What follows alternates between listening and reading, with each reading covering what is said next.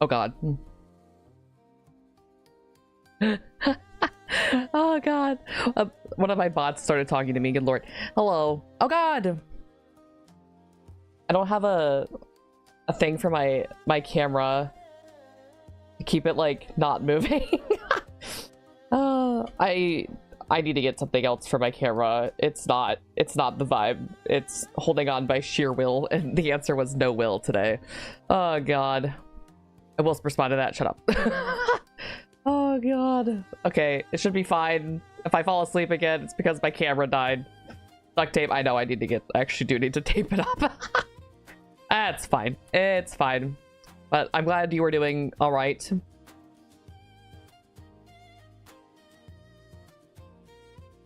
Sorry, I was having a moment like reading snooze. Is that an emote? Goodness gracious. But anyway, yeah, it's been raining a lot here too. Granted though, I think, I don't know, storms are nice. They're relaxing when you're home, at least. So yeah. No, it isn't. You said sleeping? What?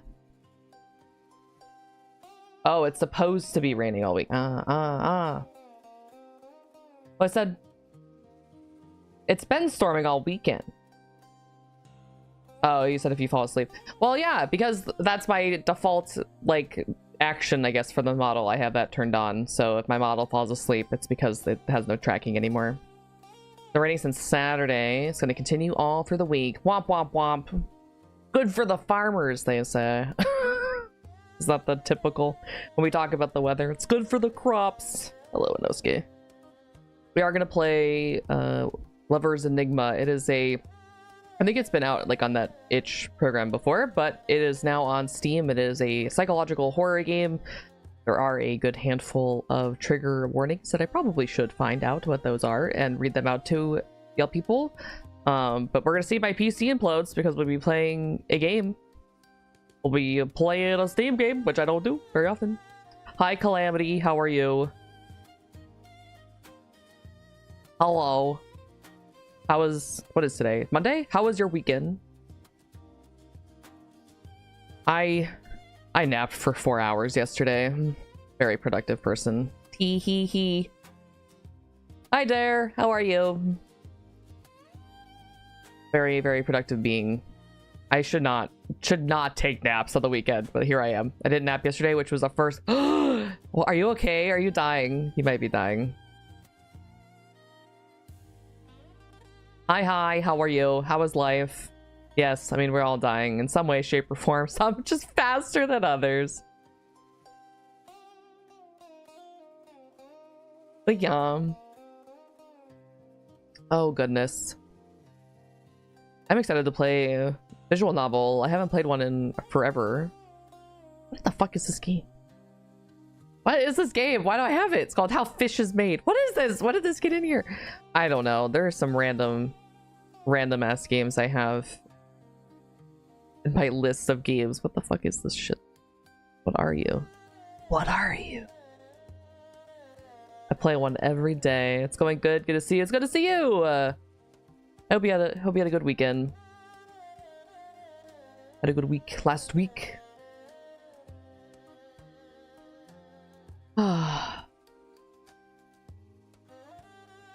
Man, Ruby. I think apparently Ruby is coming back, at least from one of our friends said that is potentially in the cards, which will be exciting. Oh, you know, we should play Burgies again one day. Apparently there was an update for that.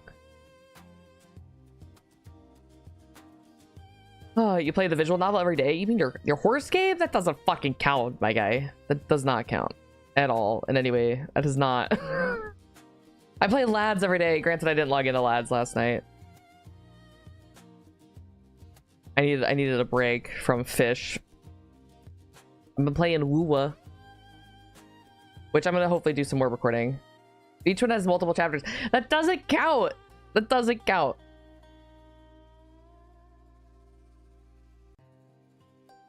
Does not count. Inosuke, oh my god, dude. You will not leave me alone. But yeah, I'm gonna hopefully do some more recorded content in my free time before my streaming, and then after. Ow! It bit me. And after my work days. So we'll see. I'm gonna hopefully start releasing some other stuff here. I'm gonna try to finish Incombini off stream and some of the games. I do some more recorded content for Genshin and like Wuwa to catch up.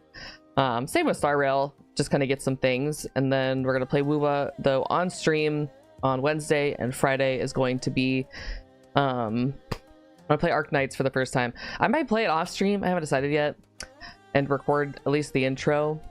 But I really want that new guy. I want that guy named, what is it, Camille? Unless they say it's some way else, but he is so hot. Hi, Mao. How are you? A woo. A woo to you too. Oh yeah. Ow. You just keep getting bit. What did I do to you? Nothing. I cuddled you today. Leave me alone. He is such a little shit. You little shit cat. Yes, you are. And also, my PC implodes. Apologies. We'll have to do something else. I don't normally do theme games during stream. Teehee. But if it starts imploding, we'll just play something else on my console. I don't think it will, but we'll find out. I am better. It was kind of hot today. Now it's cooling down. It's hot like everywhere. Everywhere is imploding. We're doing so great as a species. Yes, we are thinking very hard and well over sustainability. Just kidding. No, we're not. It's been a solid, I don't know, 85? Ow. I keep getting bit. So, if I keep saying ow, it's because of Inosuke. What are you doing? It's a hobby. He is such a little fuck. Fitting his namesake very well. I did start a new Twitter account. I decided, you know what? Fresh slate. I need to make this more condensed and just more on brand for everything. So I did start a new Twitter account because nobody says X. So if you want to follow me over there, then please do. I don't know. It's gonna be mostly the same stuff that I post everywhere else. But alas, I figured it was a good time to redo it. The wants of the few is outweighing the needs of the many. Yeah. Tomorrow's gonna be 90. Blah, blah. That sucks. What song is this? Oh no, this is a good song. Today was my anime playlist. But I haven't been watching a lot of anime either. I am trying to finish Heaven's Official Blessing Season 2, which has been very good. I'm probably gonna start reading the Danmei soon. If I ever have free time. What is that? What is free time?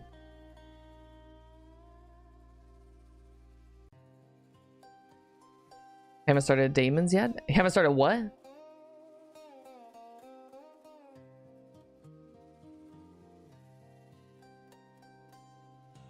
think I'm finally free. No, I'm not. He's still here.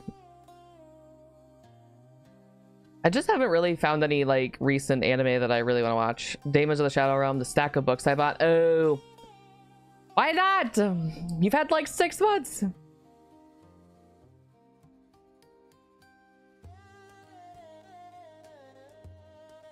The anime started this season, but I hate Crunchyroll. I think I probably saw it on the main screen then. Oh, you did read them. Okay, yeah. Probably did see that then. I mean, I don't like Crunchyroll either. I don't really like any of these big platforms, but it's really hard to find actual places that aren't gonna like give you malware when you start watching. Ow! Inosuke! God damn it, dude! Get a fucking life! Dude! Stop it! He is attacking me.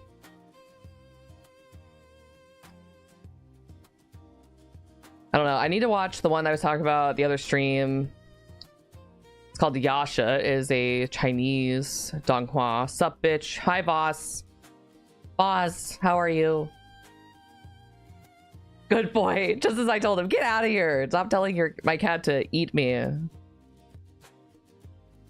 Yeah, boss wants to go shopping. Are you leaving? Are you gonna go shopping right meow? Crunchyroll is extra bad. Yeah, everything is bad. There's nothing like, not to be down in the dumps, but there's not much that's great right now.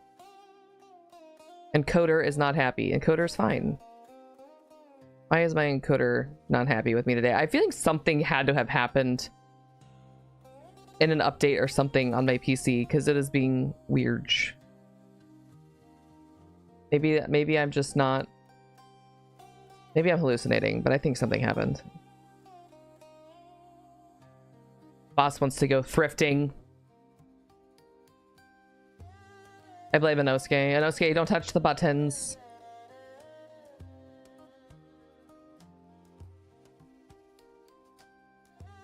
Well, I guess I'll keep an eye on it.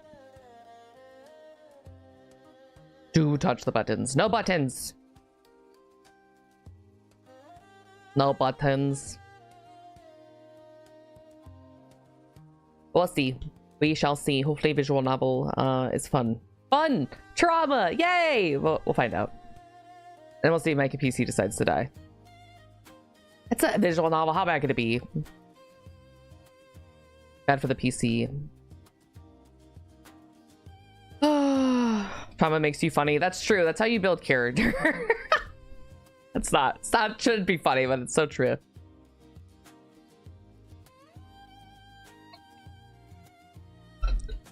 Where's he at? Gone? I think I'm gone. I think I'm free. I think I'm free. I have no more cat trying to eat me. My other two cats are canoodling by the window. The lesbians. Kiira and 02. Very cute. Much wow. They're adorable. Aw. Aw. They're grooming each other. Aw. The babies. They're so cute. Ah.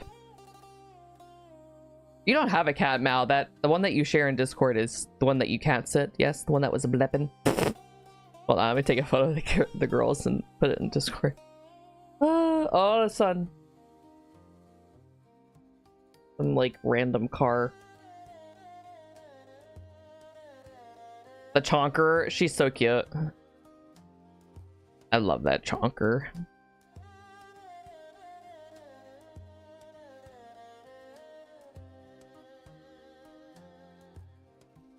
Here's Kiira. Her little stupid face. It looks ridiculous.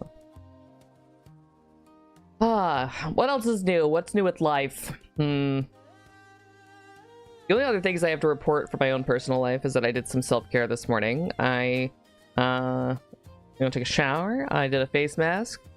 I painted my toenails. A little bit of hand oily stuff, cuticle oil. And then I recorded a little bit, which I think I fucked it up. It's a little bit of a self-care morning, yeah. Then I took a nap. I'm so bad. I'm just so lazy. I like my naps. I haven't really been feeling well, to be honest. I don't know what's going on with me. I'm not sure if it's just like the testosterone and whatever, or something's going on with me, but I just have not been feeling that wonderful. So hopefully that starts improving.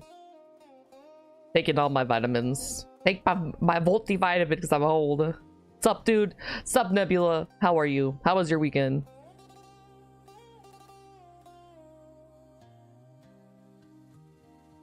I know what's wrong.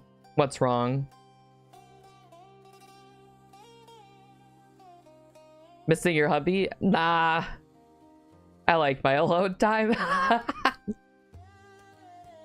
Weekend was fine. How you feeling? I've been doing all right. I'm glad you had a good weekend. Not as wild.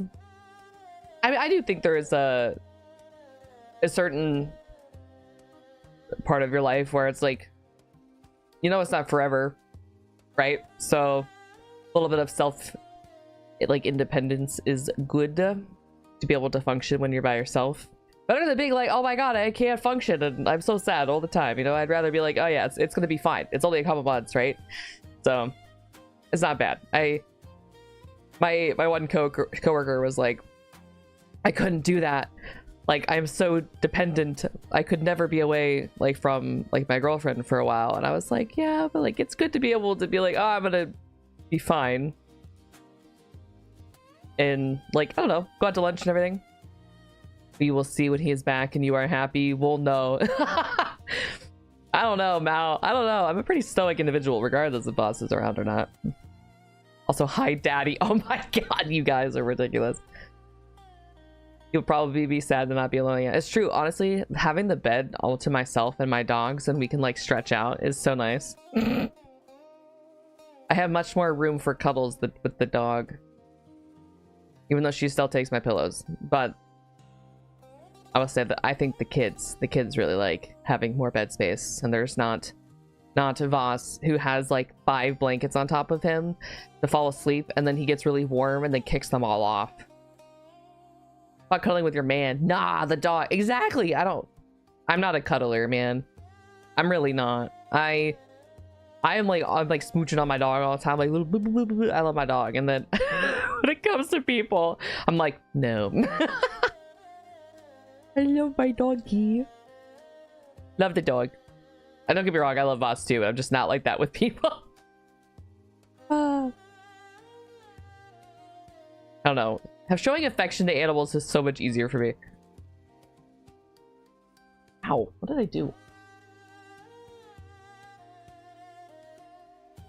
See, holding hands is more than enough. Yeah, I don't even do that, but every now and then, maybe like once a year.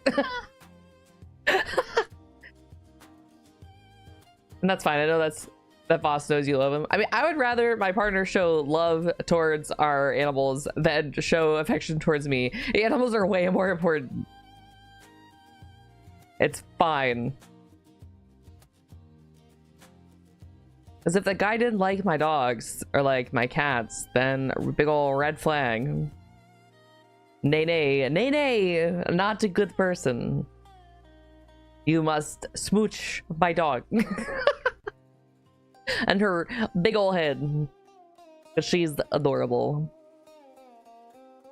Nay, where's the horse? He's around here somewhere. Lurking or whatever.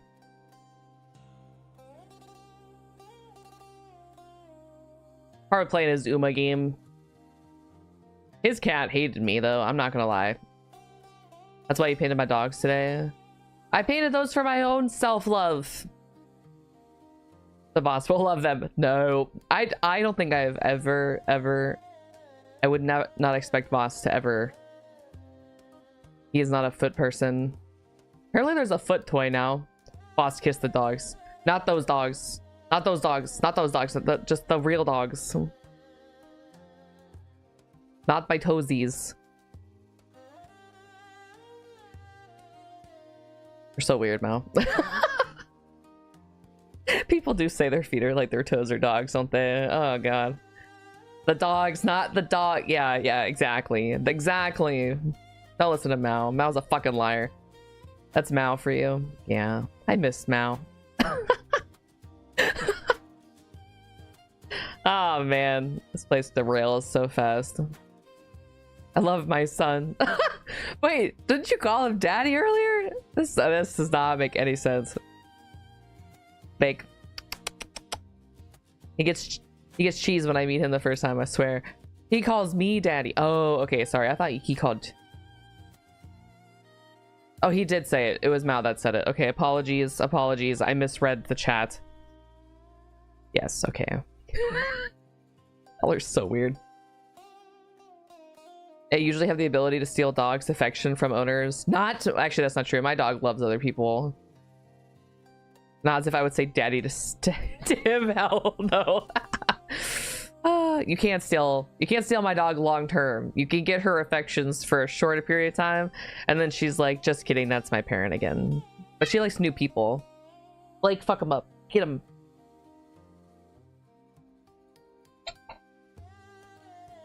You're gonna bring him cheese though. What kind of cheese? Because that used to be a thing. We had a meme at one point where it was like, get a woman to love you, give them cheese. I think it works. Dogs just love you. I guess that's a green flag. Hey, what kind of cheese do you want?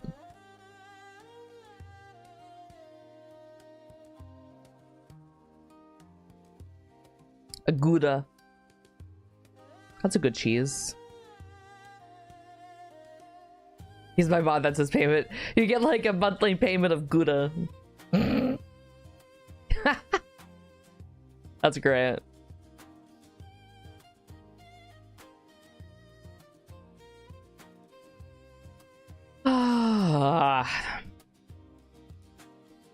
Food's expensive, so gotta do what you gotta do, man. Make that bank where you are or where you can. Boss and I've been talking about it. It would be nice to do like more bartering instead of being like, oh yeah, here's money for everything. Start trading our skills and whatever else we have for things that we need or want. I know like a lot of tattoo artists have been doing that. Next weekend is a huge anime con in Germany. You're going? Are you cosplaying? That would be fun. Yeah, I'm there. Oh, you're going. Oh, he is not, sadly. Why aren't you going, Mao? You could have got your cheese.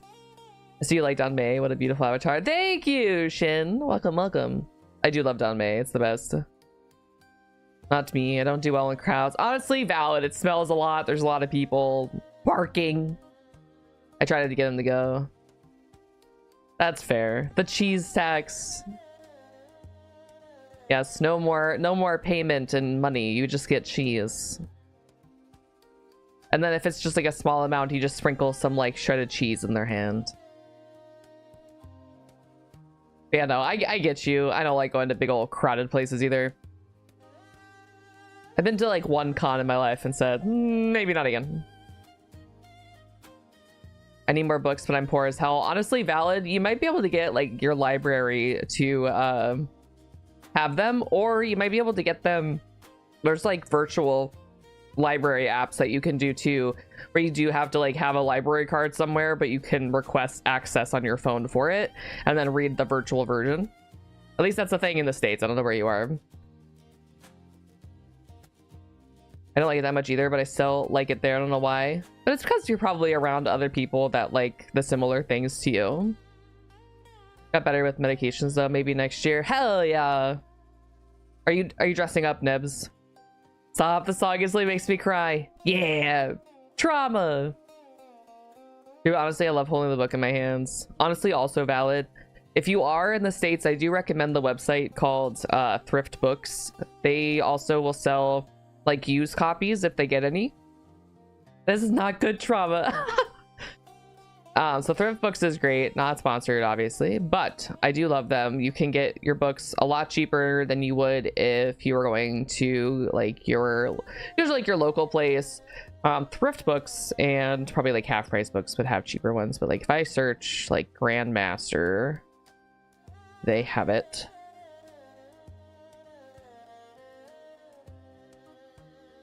Grandmaster, I'll just search Grandmaster of Demonic.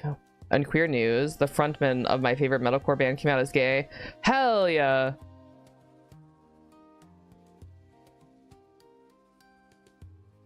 Yeah, it looks like they don't have any used copies, but you can get...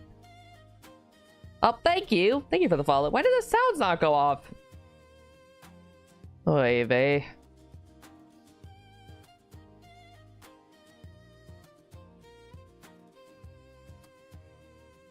Thank you. Wait, why is it doing both? Why was there two? I'm having a great time.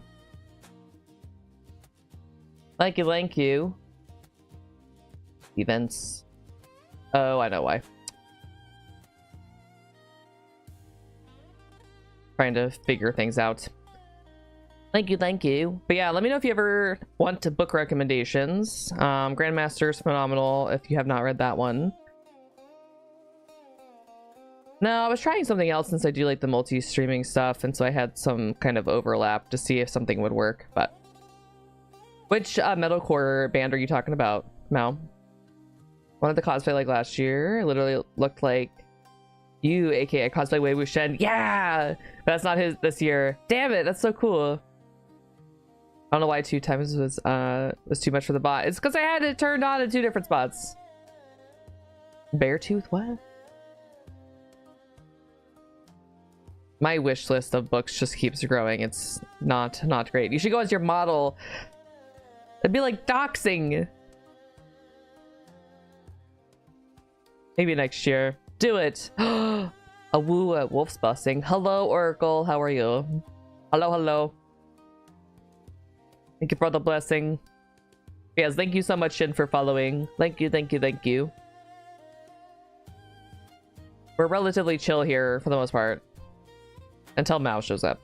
I have a meet and greet, so I'm doxing myself anyway. Okay, hell yeah. Sorry, my voice cracked a little bit there. That's awesome.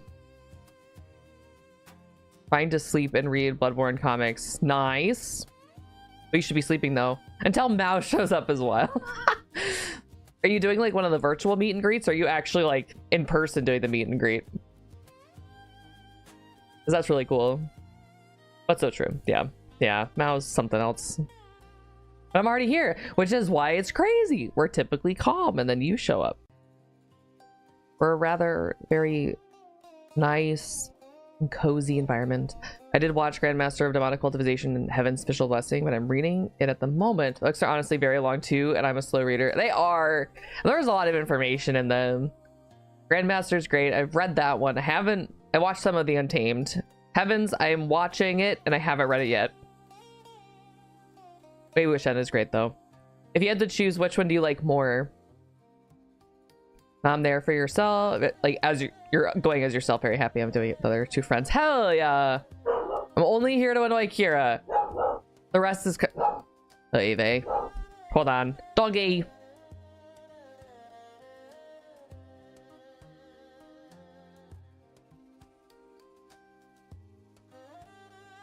Apologies, the dog. Let me see if the alerts work this time.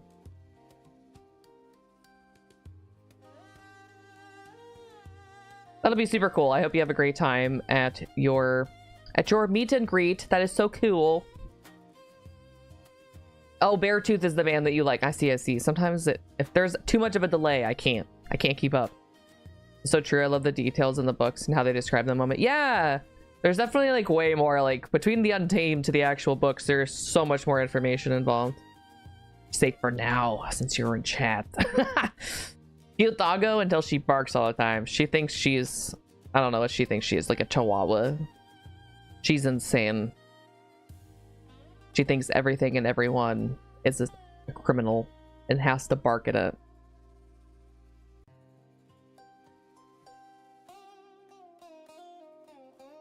I cosplayed Wei. I have a Wei keychain. I think it's obvious. My friend and I went with last year cosplay Lan Wangji.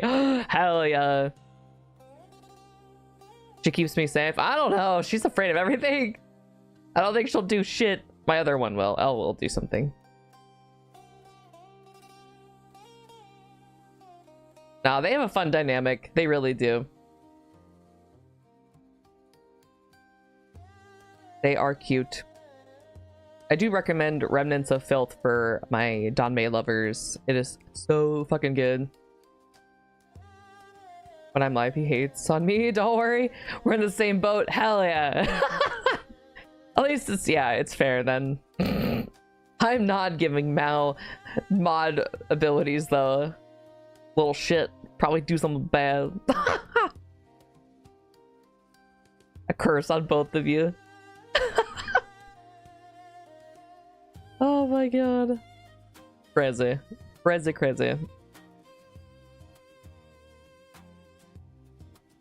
How have I never heard of these guys before? You've never... I don't think you've ever... Oh, you've done song requests before, but not for them.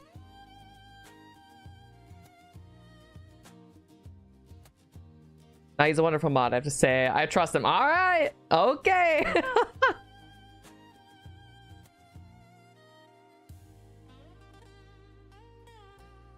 Nice screaming. I like it. I like it a lot. Saw them in 2015. The first time as an opener. For Bring Me the Horizon. How nice. Hi, Slip. How are you? That is the hoss. Are you sure? Am I sure about what? Horse stepped away for a moment to play a horse game. Oh god. Do I have to read that with the like infliction? Good, thank you. I was working last night with a metalcore band called Survivalist. Nice. Oh, if Ned should trust it for sure. They were amazing. I'm so happy you had a good time. That is a fun. You have such a fun job. Yeah, I don't know. I'm sure Mao would be a wonderful mod. I am just weird when it comes to moderation. I don't want you guys to have to do anything. I'm like, it's fine. I can handle it. And this could be the running joke that I'm like never gonna moderate Zale in the Discord. I'll just be like, oh yeah, I'll do it, and then I'll forget, and I'll keep forgetting forever.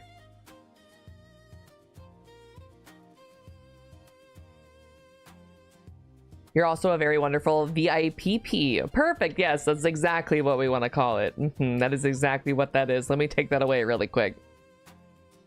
It's fine. Is it? I just like legitimately I should, but I have to make a new role for it. Just don't. I keep forgetting to do it.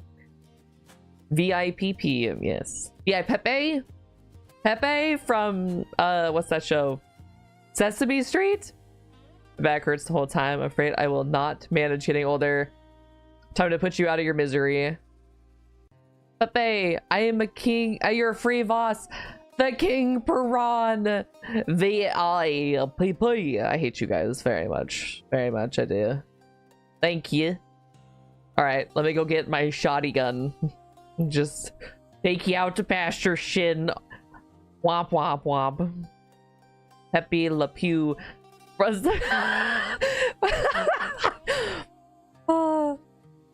Why did we go from Peepee to Pepe the prawn, and then we have Pepe Le Pew?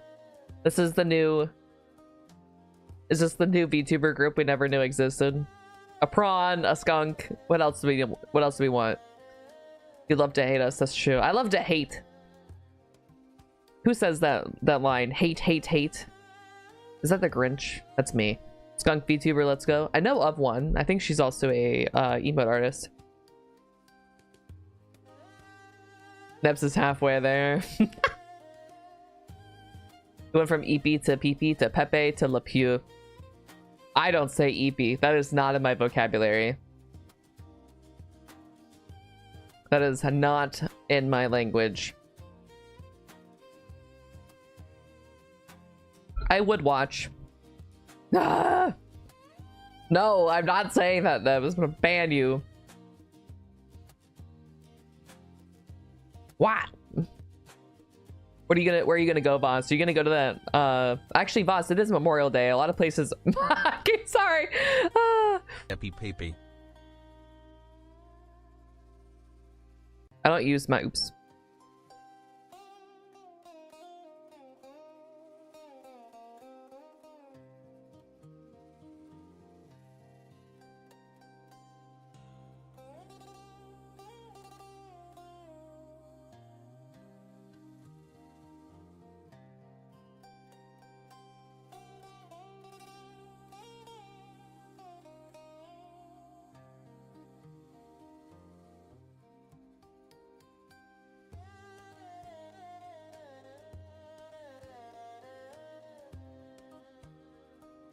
I did mute myself. I don't know how I did that. I think you're mute. I did. How did I do that? Anywho's and stuff. Why is the sun right showing me? Magic. It was. Wow. Oopsies. But Voss, is Memorial Day. I'm not sure how much she'll be able to do. I hate it here. Holy shit, he's back. Shut the fuck up, Voss.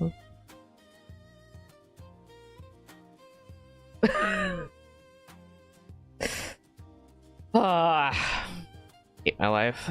I really do. This is it.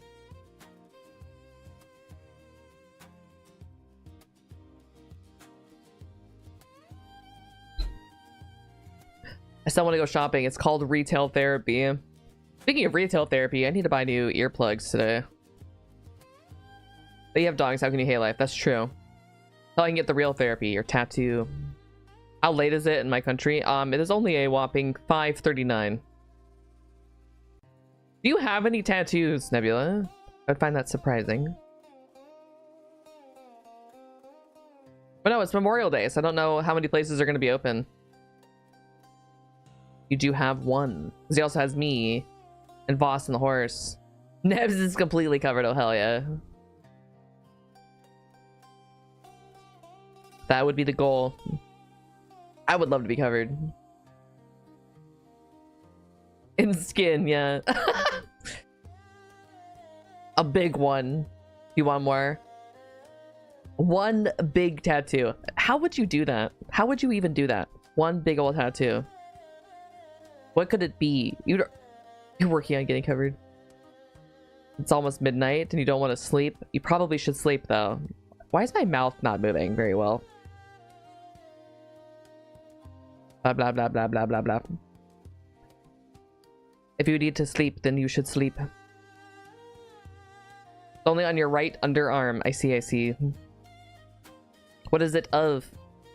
So a dude has done a whole big tattoo in one session. He did anesthesia for it and got his whole body done. Absolutely not. You showed it once in the Discord like a year ago. I don't remember. I remember Mao's butt though. A fellow European. Never forget Mao's butt. We all remember Mao's ass. They'll all remember your butt. Just like have that pinned. Never forget. Never forget. What's a jump scare?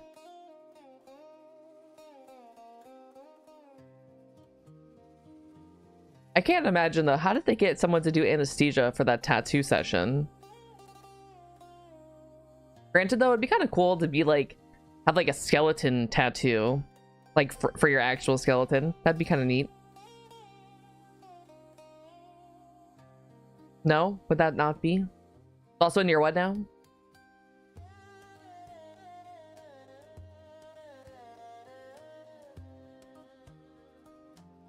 Engraving in your bones? No! Like no! Like have a tattoo of a skeleton on your person. So, I don't know.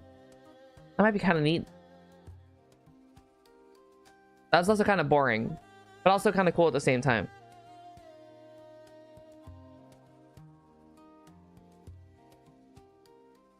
Well, that sounds cool. That would be, I think it would be, oops, sorry. Be somewhat neat, but I don't know if I would ever actually do it. I know people do that with their hands, like the bone tattoos. Yeah, those are cool.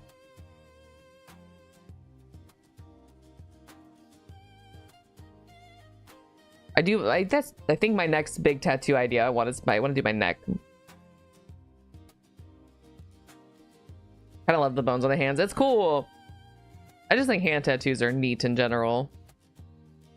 I do want my hands and my neck done. I got robot arms, but the bones still exist underneath. Get laser engravings. There you go. Do it.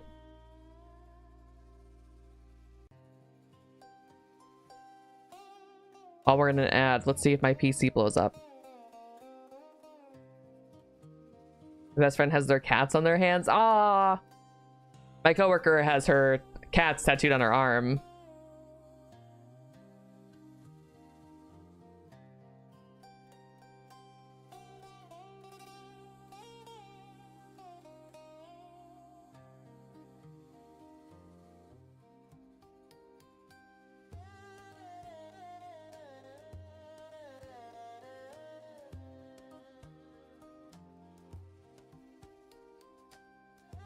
All right, it says we're doing okay.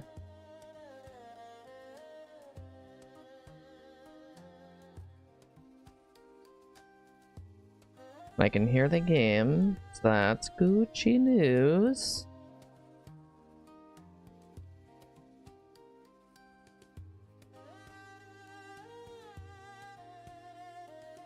All right, let's see if I go to gaming.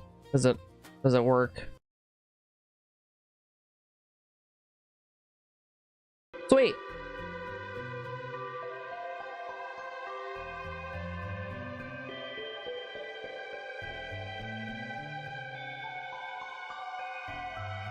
Spoopy. Spoopy music.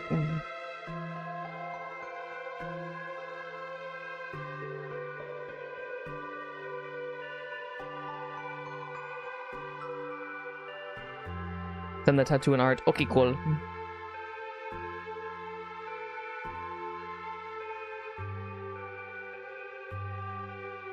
Welcome back. Okay, let me look at tattoo. Ah! Oh, cute! Okay, yeah, I definitely don't remember this at all. A very cute tattoo. Kitty! Very, very, very cute. Oh, excuse me. Alright, this is Lover's Enigma. I think there is content warnings. Everyone who is watching this, please be aware. There's a lot of like trauma and self-harm, and I think other trigger warnings. View at your own discretion. My name is Kiira. It's from Gigi from Kiki's Delivery Service. It's super cute. I actually watched it not too long ago. Oh god. Okay, where do I want to go? And then sure, let's do this.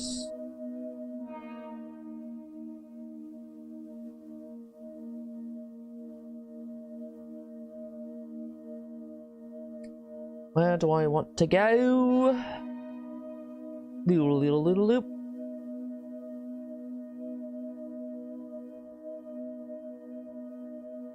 Right, burning, it says. The air is thick with it, the stench of charring wood and blistering flesh of something once alive, and reduced to smoke and ash. You want a Haku in the dragon form from what now? From above, it is almost beautiful, a quiet constellation of embers rising into a blackened sky. Roofs collapse in showers of sparks. Flames crawl hungrily along the beams and door frames, picking at walls as though tasting them. Below they run. They scream until their throats tear raw. They clutch their children, their lovers, their memories. Oh, hold on.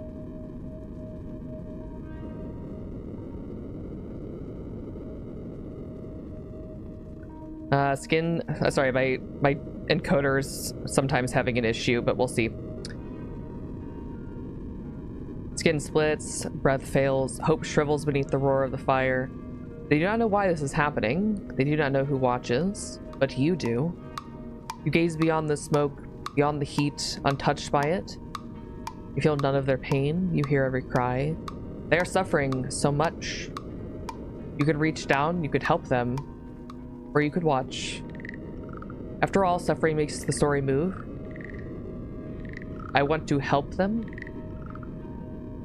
Good choice. I look forward to your interference. Oh god, is that not the right choice? Ah, I miss him. Whoa! Fun. It's like, Animal Crossing. Coworker A, I'm sorry for your loss. It was so sudden too. I think from what I'm aware of this story is that our husband dies. Give me a second, I'm going to lower the game audio a smidge for me. There we go. Spirited Away? I haven't seen that one either. Huh? Oh, thank you. Thank you for coming. Don't worry about it. I hope you feel better soon. Thank you. My mom! Kiira, please, can you get a grip? These people are here to pay their respects. And you're zoning out? Please don't embarrass me for more than you already have. What do you mean? Yes, Mom. Sorry, what are we gonna do about the funeral costs? If I had known he had no remaining family, I would have never agreed to the arrangement in the first place. What a mess. Okay, you're just a bitch. Her words blur together, flattening into noise. Stop listening. Try to focus on anything else. The sickly, sweet smell of flowers. The way the cool air settles around you. The touch of your silk kimono over your skin. Something else slips in. Voices. Soft at first, careful, then not.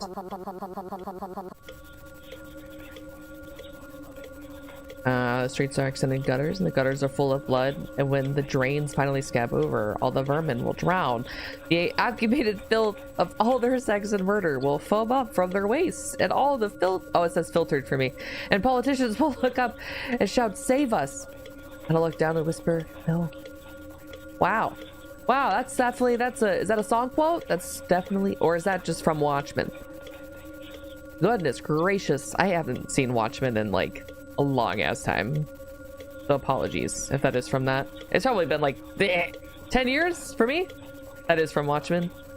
Is that from the movie or like the comic? Because I watched the original movie. I haven't seen the new show either that came out. Coworker A says she just announced her wedding 3 months ago. Yeah, it was pretty extravagant too, wasn't it? Such a shame. Died so soon. I have the extended edition if you want to watch it. I do want to watch it. They're saying it was a suicide. They're talking about me. Not again. What do they know? Creepy. I heard she had some kind of outburst at work. Guess she didn't take it well. I heard from Majima-san that she broke down crying. She had to go home for the rest of the day. They think you're weak. You're weak. They look down on you. Well, it's not something I wouldn't expect from her. Remember what happened after our boss called her out? What do they know? What do they know? Her mom claims it was a suicide, but I heard from Kiku-san, whose husband is on the police force, that she was adamant it wasn't a suicide. They're lying. Well, maybe they're kind of the same person, you know? That was mentally unstable kind. Listen, there's nothing wrong with a little bit of mental unstability. I'm telling you, it is totally fine. It's in the comic and the movie. Damn it, I'm gonna have to watch it.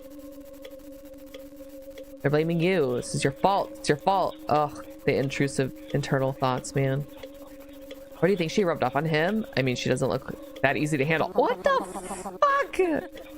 Like husband, like wife, I suppose. Mom, can you take care of the wig for a while? I need to use the bathroom. Again? Come back quickly. This is your responsibility, not mine. Mom's just a cunt. When you're back, we'll talk about setting you up with Ryota. What do you mean? Sorry, he's not that impressive, but what other choices do you have left? You say nothing else and hurry to the bathroom. So noisy, so much noise. All they do is talk. No, it's not. It's going badly. Everything's wrong. It's okay. It's okay. Just breathe. Just ignore them. After looking through the phone, click the arrow button on the bottom right of the phone to back out of the application. Press it again to exit the phone. What do I want to do? What am I? Gifts? Ignore them. It's okay. Just breathe. Neat. I like it. I like it. That's fun. A fun mechanic that they let you do that. I went down. Okay, all of that is decent, I think. Email. Do not contact after working hours. Oh, look at the email. Kiira, my dear, I'm so sorry. I heard about the accident. Do let me know if you need anything. The shop is always open to you. Oh, thank you, Grandma. Grandma's nice. I can't.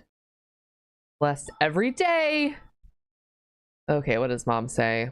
Hello. Hi, Dream. How are you? Get to wake by 8 a.m. I've got a few important people coming by around 11 a.m. I want you to be respectful and don't embarrass me. Yoshida-san will be here soon. I know you have your strong dislike of their teachings, but I want you to at least hear her out later. She's kind enough to pray for Shimizu-san at their temple. Mom, please, can we not do this at his wake? I don't understand why you couldn't just go along with it. She's doing us a big favor. It's not that big of a deal. Do not embarrass me later. Your mom is just not nice. Why does this take me back all the way?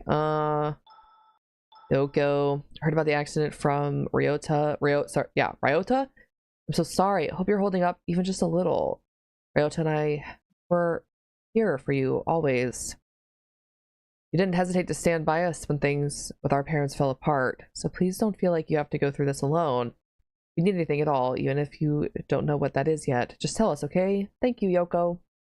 No worries, always here for you. Okay, so Yoko and Ryoto must be siblings. Kazuki, unavailable. Ren, do not disturb. How are you doing, Dream? How's life? I apologize, I am in the way again, but I'm reading everything out loud. This is Ren. Sorry for the sudden message. This is Fukuda Renjiro, your neighbor. I got your number from Granny, who runs the sweet store. She informed me about the accident. You have my condolences. Okay, nice guy. Thanks, Ren. And then this is... Right, there are no records. Okay, well... Last seen... 3 months ago, my childhood friend and colleague were now fake dating. No thanks, Mom. Okay, great. My next door neighbor, we're on neutral terms for now. That was Ren. Yoko, my childhood friend, and Ryota's sister. She's always been my closest friend. Okay, so she's nice. This is Shimizu Kazuki. Before his passing, he was a journalist who my mom met at a coffee shop. He was an important friend. Then Mom's not nice. Okay. And then gallery, dinner. Weird little outside the apartment complex. I wonder, so if he was a journalist, I think that's who we were dating, the journalist, or we were married to. Strike it. I wonder if it was like a hit, you know, like got into something you shouldn't have, you know what I mean? I'm fine, just fine. I hope you're having a good day. Kiira, are you in here? Yoshida-san and the rest are here already. What did you say about embarrassing me? Hey, get out of here now and talk to them. Are you listening to me? Ah! Ah! Oh my god, this mom is a lot. Mom's a lot. Ever since I was young, my mother's voice dictated my fate. Every word, a reminder that my future was a tapestry woven from family obligations. The pinnacle of this was my arranged marriage to Kazuki, a budding journalist my mother had met at a coffee shop. Lucky for her, he was in his late 20s too, and looking to settle down. Okay, we're kinda cute. It's kinda cute.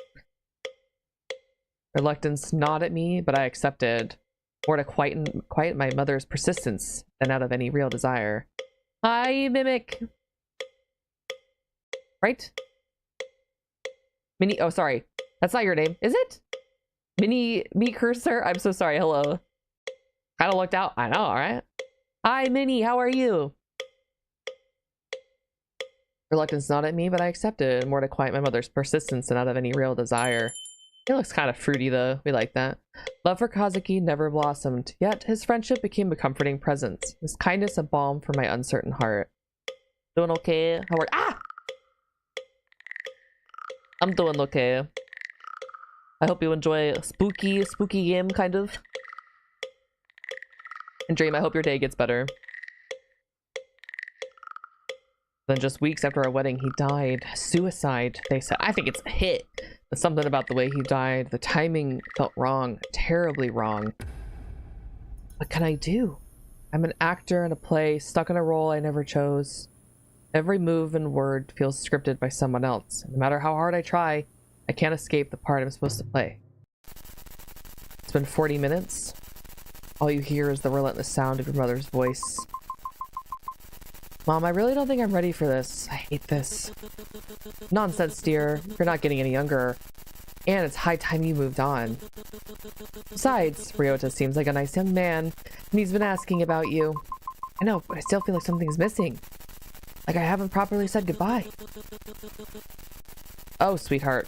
Always stuck in the past, aren't you? You need to stop dwelling on what's gone and start thinking about your future. Ryota could be a good opportunity for you. What about Ryota, Mom? There's something off about Kazuki's death. I can feel it. Here we go again with your wild theories. The police investigated and they found nothing. You need to accept reality, Kiira, and stop living in a fantasy world. I don't want it. What if there's more to it? What they found? What if Kazuki's death wasn't an accident? There's something wrong. Oh gosh, she's yelling at me. I won't entertain your delusions anymore. You need to focus on being a proper wife and daughter, not chasing ghosts. Bitch. Yes, Mom. Good. Now I'll talk to you later. And remember, keep yourself together. We can't have any more embarrassing incidents like last. A fire's not like an embarrassing incident, but okay, whatever. Whatever. We're just gonna let that go. That's crazy. This mom is not nice. You sigh and stare at the phone for a moment before glancing around the room. Your gaze wanders over to the shrine in the corner. its eerie presence casting a shadow over the otherwise mundane surroundings. Talking about being a proper wife. Like, yeah, where's the dad? Where's the dad? Did the dad die? Oy vey. Maybe mom's right. Maybe I am just seeing things. Ooh, is this like a fur coat? Nice. Shut up. Shut up. But I can't shake the feeling that something's not right. I do like how, like, these, like, texts pop up. Like, these intrusive thoughts, like, our brain does tell us. Leave. Can't hear myself think. You approach the shrine, a mixture of fear and determination coursing through your veins. I'll be fine. It'll be fine. Oh, it says it'll be fine. It'll be fine. As you reach down to touch his death photo, a chill runs down your spine. And you can't shake the feeling that you're being watched. Ghost? Oh, what's attached to my cursor? Has that always been there? Day one. This is my boss. Hold on. I open my phone. I just wanted to turn down the effects a little bit. Ah!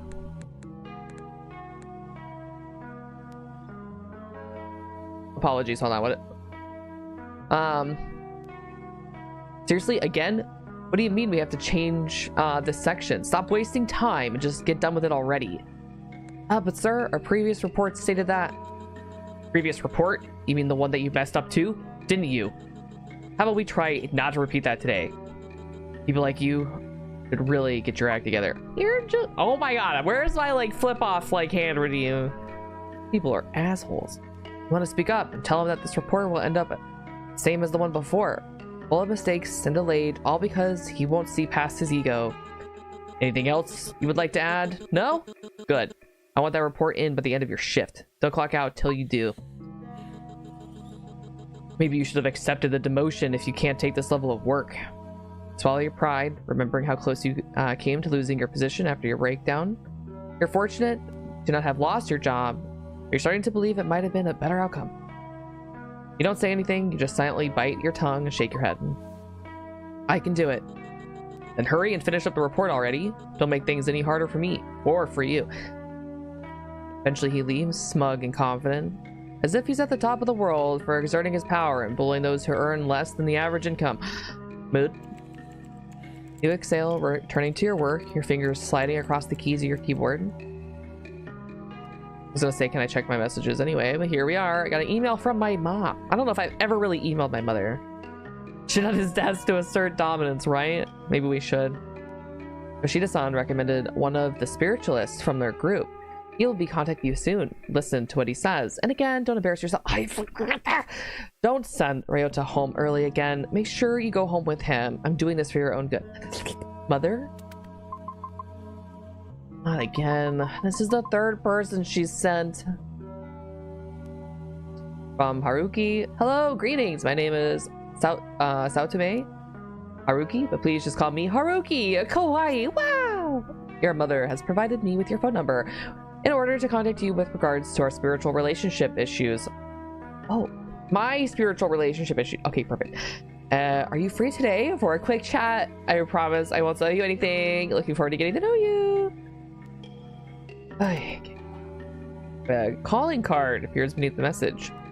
This guy is weird. Very different from the previous people your brother has sent. The usual aura of a mysterious spiritual leader is completely missing. He's like super quiet. Okay. If anything, he writes like an old man trying to connect with the younger generation, and somehow that makes him even more suspicious. We have issues. We have so many issues. You hesitate, hovering over the screen, wondering if you should reply. Yes! You stare at the message for a long time. Then again... then against your better judgment, you type a reply. You hit send and immediately regret it. Almost instantly, your phone vibrates again. Thank you for your help, but today might not be a good time for an appointment. No worries at all! Due to my heightened supernatural, spiritual powers, I shall appear at the moment it is most convenient for you. Time, destiny, and scheduling conflicts are no match for me. Fighting emoji. Dude's crazy. You stare at the screen. He's either incredibly confident, completely insane, or both. I kind of dig it. Many hours later, remember to lock up after you're done. He tosses you the keys that hit your desk with a sharp metallic clink, their ringing sound lingering longer than it should. You swallow another insult and pick them up, fingers curling around the cold metal. Then we stab him with the keys. Your colleagues have long since left. The office is empty. Now we shit on his desk. Just you and the rhythmic clicking of your key. You only have one paragraph left. Then you can go home, so you type. While operating costs increase slightly due to strategic shit, you freeze. The sound of a door unlocking echoes through the office. Maybe your boss came back? Dun dun dun! Turn around! Nothing. The hallway is empty. The lights hum softly. Your mind is playing tricks on you. Just ignore it. You turn back to your screen. Strategic investments in a... Damn it. There it is again. You spin around just in time to see the door swing open. No, ignore it.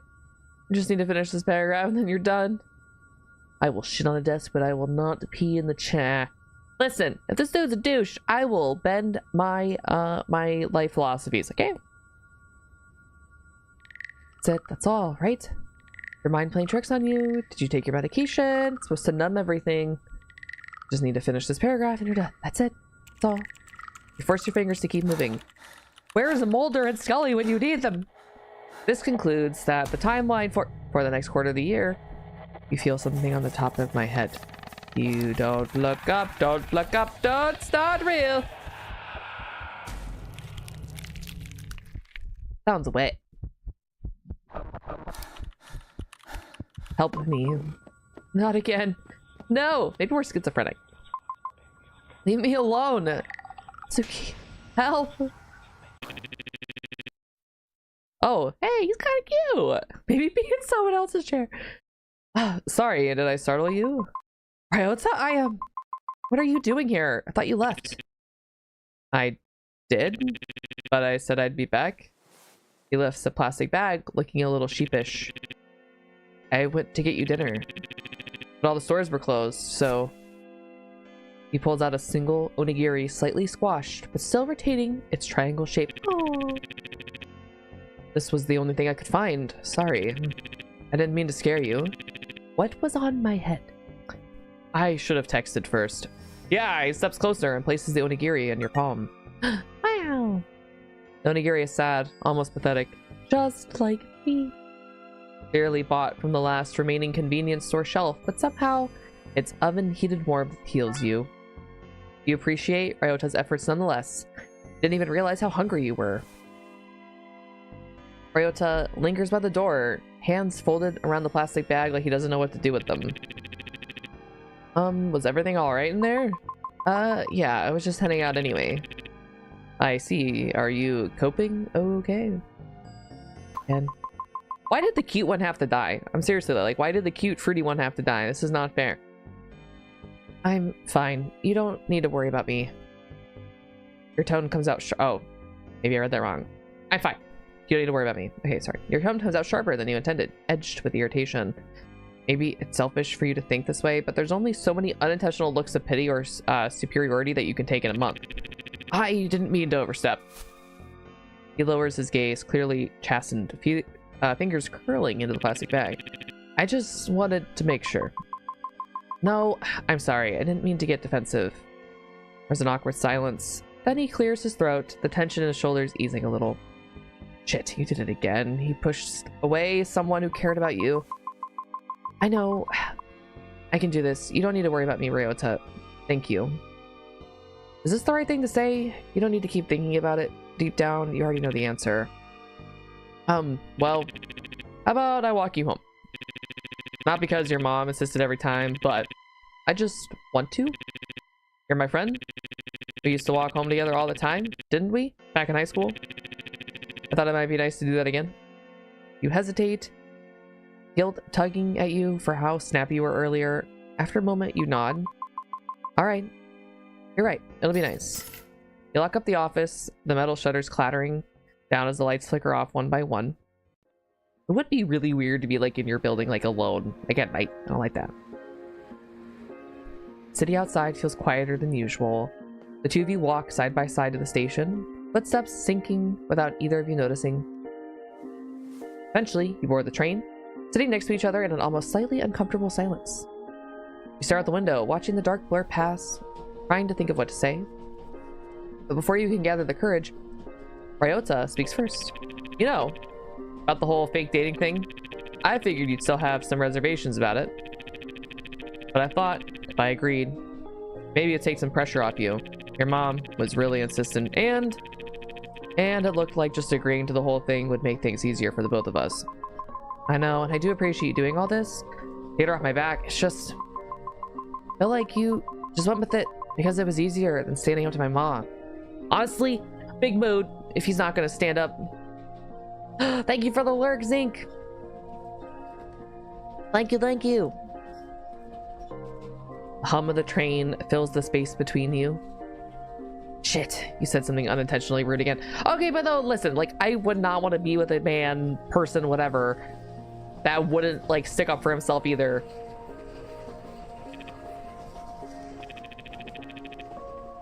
It is hard for me to stand up to her. She's helped my sister and I a lot. So when she asked, and I really thought it might make things easier for you, I went along with it. While the dating part may be fake, but I do care about you regardless. That part is real. Right on cue, in a stroke of cosmic cruelty, 𝗪𝗧𝗧's phone begins to ring. His expression stiffens when he sees the caller ID. He glances at you for a moment, then forces a small, apologetic smile.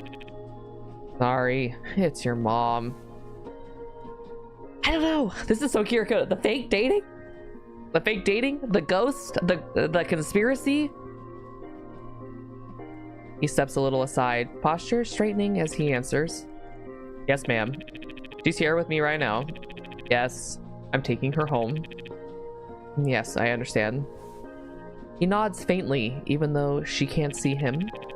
The seminar? Yes, I'll think about it. I really do want to improve myself, but this weekend is a little... I'm sorry. I'll do better. Oh my Lanta. Stand up for yourself! Yes, ma'am. She'll be home soon. Can I just, like, get run over by the train or something? Let's just take it out. Just take me out. He ends the call, his hand lingering on the phone a second too long. 𝗪𝗧𝗧 exhales quietly, gaze drifting downward. Sorry about that. Just pick up the fucking phone! He hesitates, then looks back at you, forcing a lighter tone that doesn't quite reach his eyes. Do you have a thing for my mom? Is that what it is? You like my mom? You know how she is. ... Have you seen the new 𝗪𝗦𝗦𝗛𝗡 movie? I heard it's surprisingly emotional for a cartoon rodent with that much whimsy. Sure! I haven't seen it though. You two step off the train.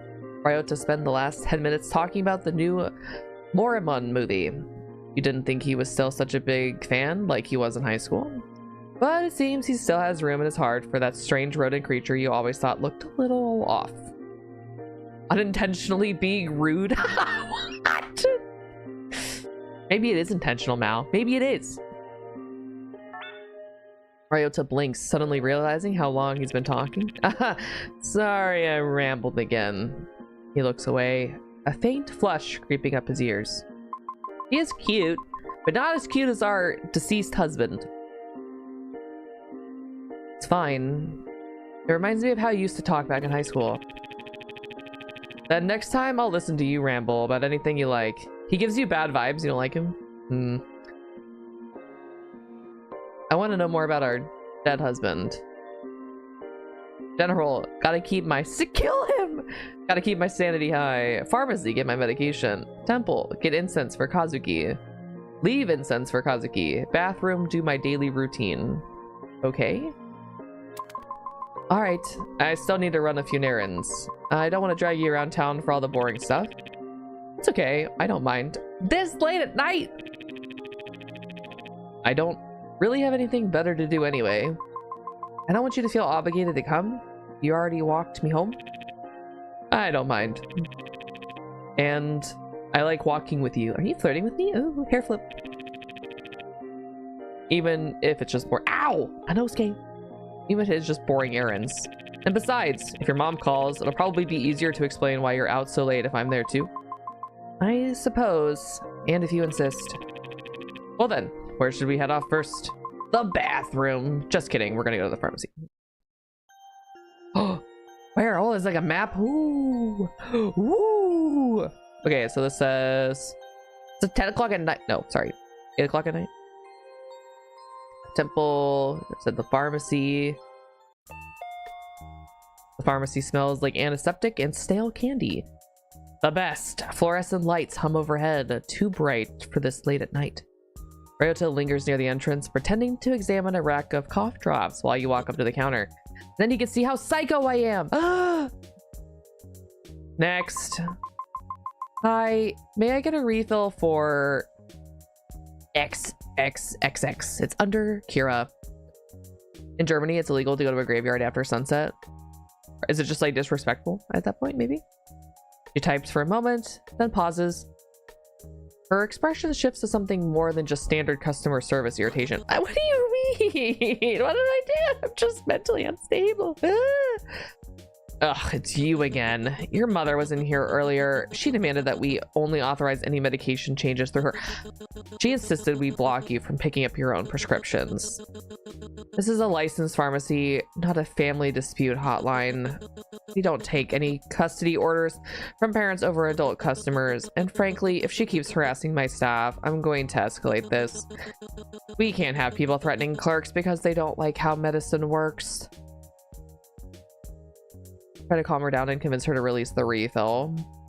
So you don't disturb the dead. Ow! Inosuke! God, he's trying to climb up my arm!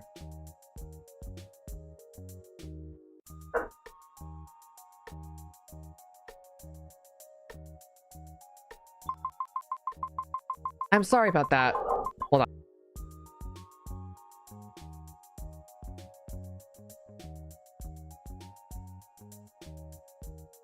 I'm sorry about that. She's difficult, but this is my prescription. I really need it tonight. Look, I know this isn't on you, but your mother comes in here and disturbs our patients every time she flares up on us. Maybe we should just kill the mop. Give us a good reason why we shouldn't just get both of you to go somewhere else instead. This is a slot machine. You need 3 matches to win, but if your sanity is high, you only need 2 to match. Just make sure to keep your sanity high for an easier time. Press the space bar to start playing or click the lever. Press space or click the lever.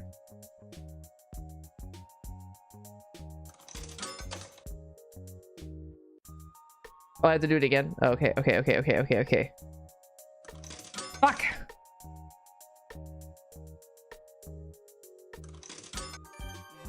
Yay, we did it! My mother is a handful. That's why I'm trying to handle this myself. I don't want her speaking for me anymore. The pharmacist studies you for a moment before her expression softens, though just a little. Yeah, I get that. My dad's inclusivity are kind of like that too. She sighs and starts filling the order. Not much you can do other than silently accept that it's just the way they are.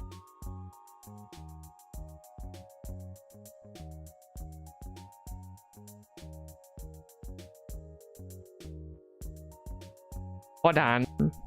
Annie, enough.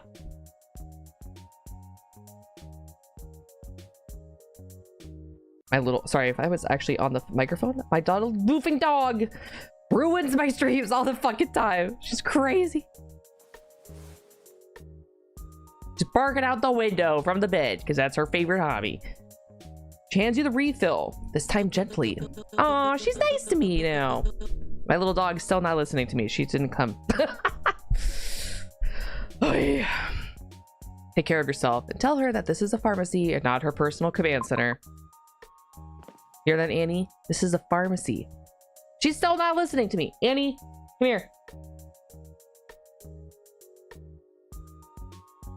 She's such a bad little dog. Boss, you should come get your dog. She knows I'm mad though, so she's not gonna come over here. Everything okay? Yeah, just the usual. You look away, pretending to adjust your bag. Ryota hesitates, clearly wanting to ask more, but stops himself.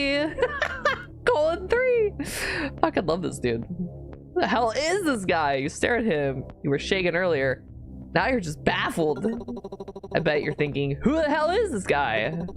Fear not, your esteemed mother has employed my services to assist with the spiritual disturbances plaguing your dwelling. And thank you for answering my text message. I thought you would have blocked me instantly. Kiira, let's go. This guy is weirding me out. I think we should call the police. Wait. My mom did mention she got someone from her organization to help with the problem. Unfortunately, we can't arrest this guy or mom. Dude, it's a fucking 5. He is a fucking 5. Or mom will throw another fit. The organization, right. I thought they'd be a bit more professional. Excuse me, I am still here. Fear not, my reputation precedes me. While some may doubt my methods, I assure you, I possess genuine spiritual prowess. He dramatically thrusts his hand into his pocket and slams something into our palm. Behold! It's a talisman. A very crudely drawn talisman. The ink is smudged. The symbols look suspiciously handwritten in marker. This dude's a freak! I arrest him, he's fun. Maybe you shouldn't take things from strange people. Haruki recoils in mock offense. Hey, this is my real deal. Better Parker than craft. Yeah. Handcrafted, artisanal, spiritually aligned with all that is good. He beams at you. Okay, I kind of fucking love him. Go on, take it. You hesitantly take the talisman. Feels warm, unsettlingly warm. Body heat warm. Is that good? Thank you for trusting me. This marks the beginning of our sacred client-exorcist bond. Great. I love it. Ryota looks at the talisman again, then at Haruki. We're definitely calling the police if anything weird happens. Always take things from strange people. That's fair. As I said, I conduct myself with the utmost professionalism. Anyway, I shall now vanish, as the narrative has clearly decreed it so. Farewell, dear client. I will reappear precisely when the plot demands it. Until next time, spiritually burdened protagonist. He spins on his heel and sprints down the street, nearly tripping over a curb. I cannot. That is hysterical. This actually needs to become an anime. Ryota watches him go silent for a moment. Please tell me this is who we end up with. It might be. It might be if we have if we have dating opportunities. He's definitely winning out. Are you sure your mom hired him? I wish I could say no. Ryota sighs, rubbing his temple. If he shows up again, we're calling the police. You glance back at the street. For a split second, you think you see Haruki peeking from behind a lamppost. Giving you a thumbs up. I cannot. When you blink, he's gone. Oh, God. That was an unfortunate encounter. Let's get out of here before he comes back. Oh, right. Before we go back to the apartment, mind if I drop by the cafe for a second? I need to hand Yoko something real quick. Plus, I think she would probably like to see you too. Don't worry, I'll make it quick. All right. Lead the way. Behind the poster, like behind the post with the thumbs up is hysterical. Sweet shop, lower street, alley. We're gonna go to the cafe. The door chimes softly as you step in. The familiar scent of coffee and syrup wraps around you. Oh wow, Yoko. Oh, Ame-chan, my sweet candy, you've come to visit me. She moves towards you, arms lifting for a hug, then abruptly stops herself. Right, sorry, it's been a while. I shouldn't just grab you like that. She turns, spotting Ryota. Oh, and he's here too. He brought my unfortunate baby brother. You don't have to sound that unhappy to see me. I'm not. I'd just rather see Kiira. It's like ordering a really tasty burger, but getting some soggy fries at the side. Are you calling me the soggy fries? I don't think anyone would call you a tasty burger.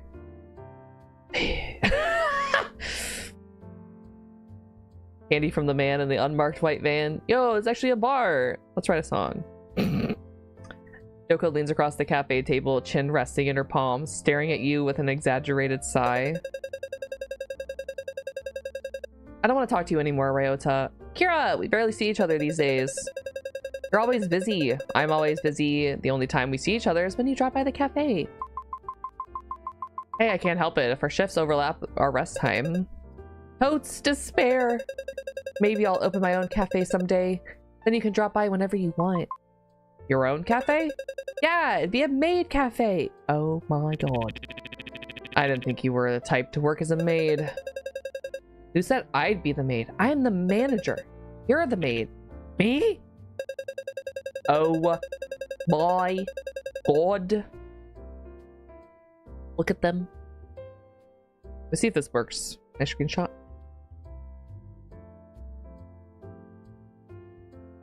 Despite your airheaded personality, your good looks and height alone make you at least 60% 𝗥𝗏𝗦𝗛𝗏 material. Of course, we'll need a proper cast though. A 𝗪𝗓𝗡 type, obviously. Maybe a 𝗪𝗓𝗢𝗏 one too. And of course, a charming princely type. Hey, that's our dead husband!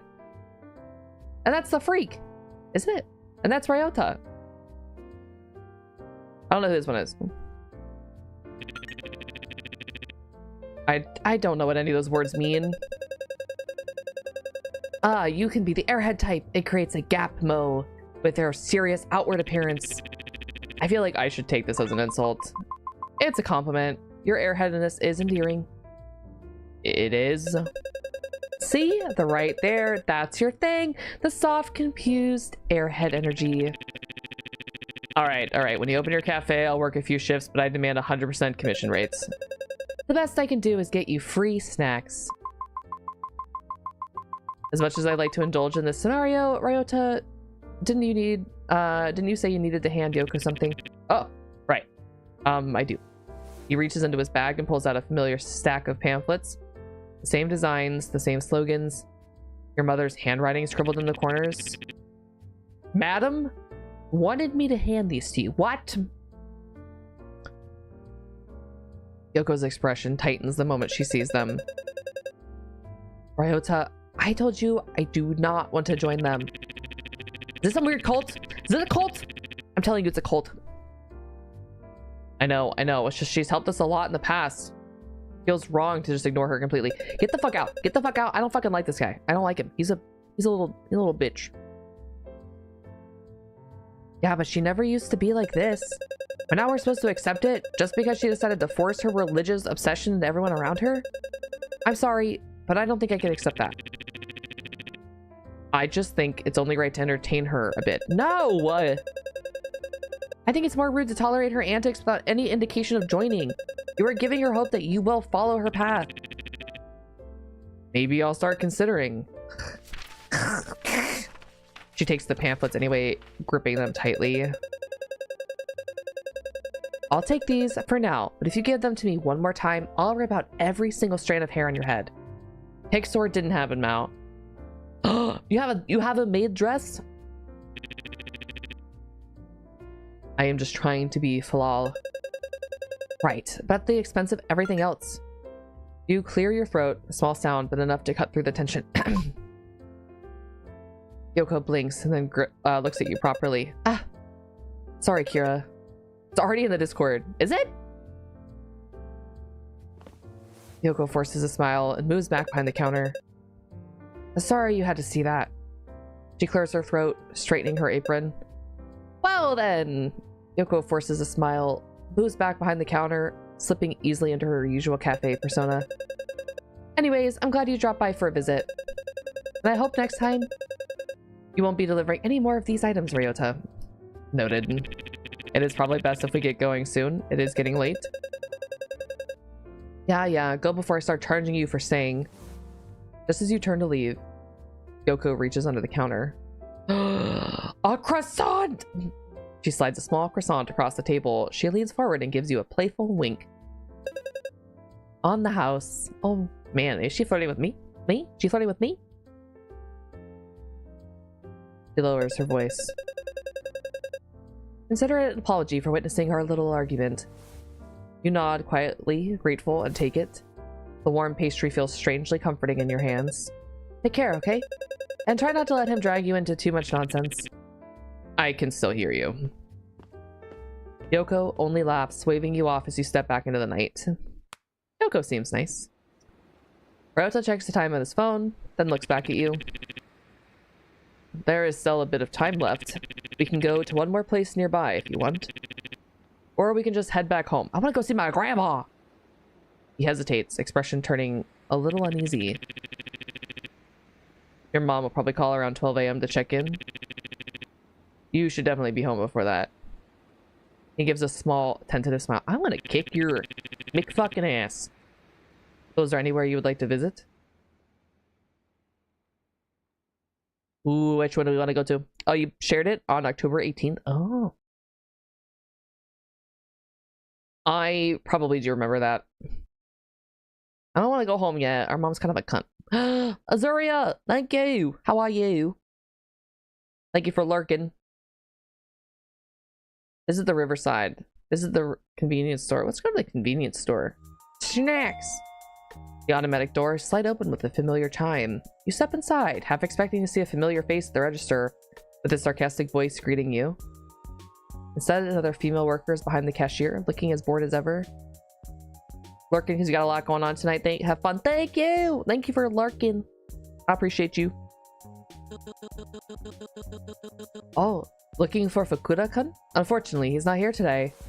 She leans forward, lowering her voice. Honestly, I wish he were. This grandpa just gave me a hard time. He kept asking me, where's Ren? Where did Ren go? How would I know? Am I his mom or something? Tisk. Then he tried to... She freezes, mid-rant, realizing she's talking to a customer. Never mind. Forget I said any of that. Also, quit wasting my time and get out of here now. It's about time to close the store. What do you mean? What the fuck? Well, she was pretty rude. Anyways, let's head back to your apartment. I'm gonna hurt you. I literally think I'm gonna kick your ass. You step into the hallway, the fluorescent lights humming softly overhead. I just wanted a snack, damn it!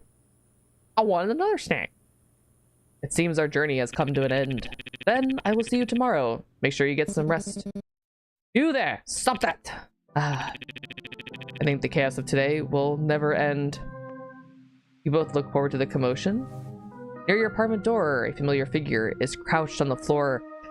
Taping paper talismans to the wall like he owns the place.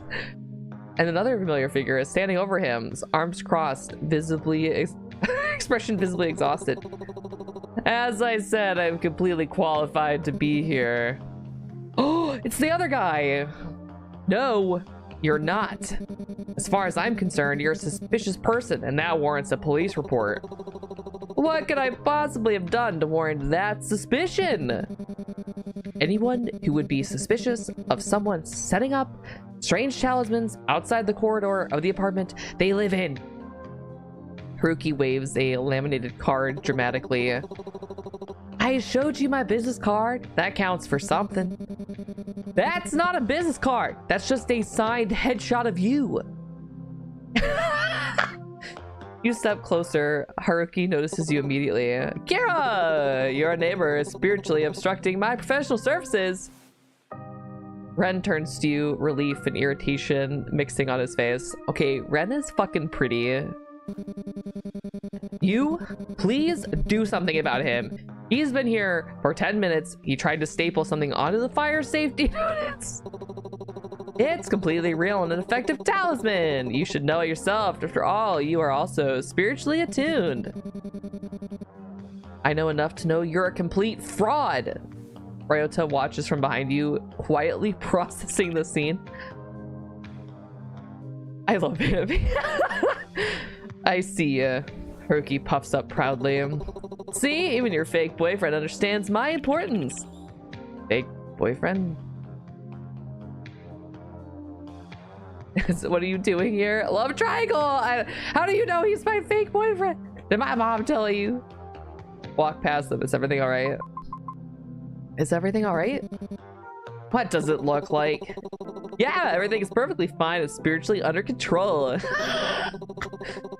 Your mother asked me to start setting up preliminary wards around your living area. I'm just doing what I was told. But your neighbor appears to be spiritually resistant to my presence. I am just resistant to nonsense. Okay, I understand. I shall withdraw for now. But I would like everyone here to know that I am leaving of my own accord. Not because I am threatened by your sheer number of spiritually unappreciative civilians present. Please go. Oh, I will return when these spiritual vibes are more receptive. Farewell. Okay. This dude is hysterical. I love his glasses. Those are nice glasses. His ears are pierced. I like him. I like him. He'd be fun. He's fun. He's an entertaining. Very. You think he's Alucard? He's fruity and insane. I like it. Oh, you got like a tattoo here? He's very pretty.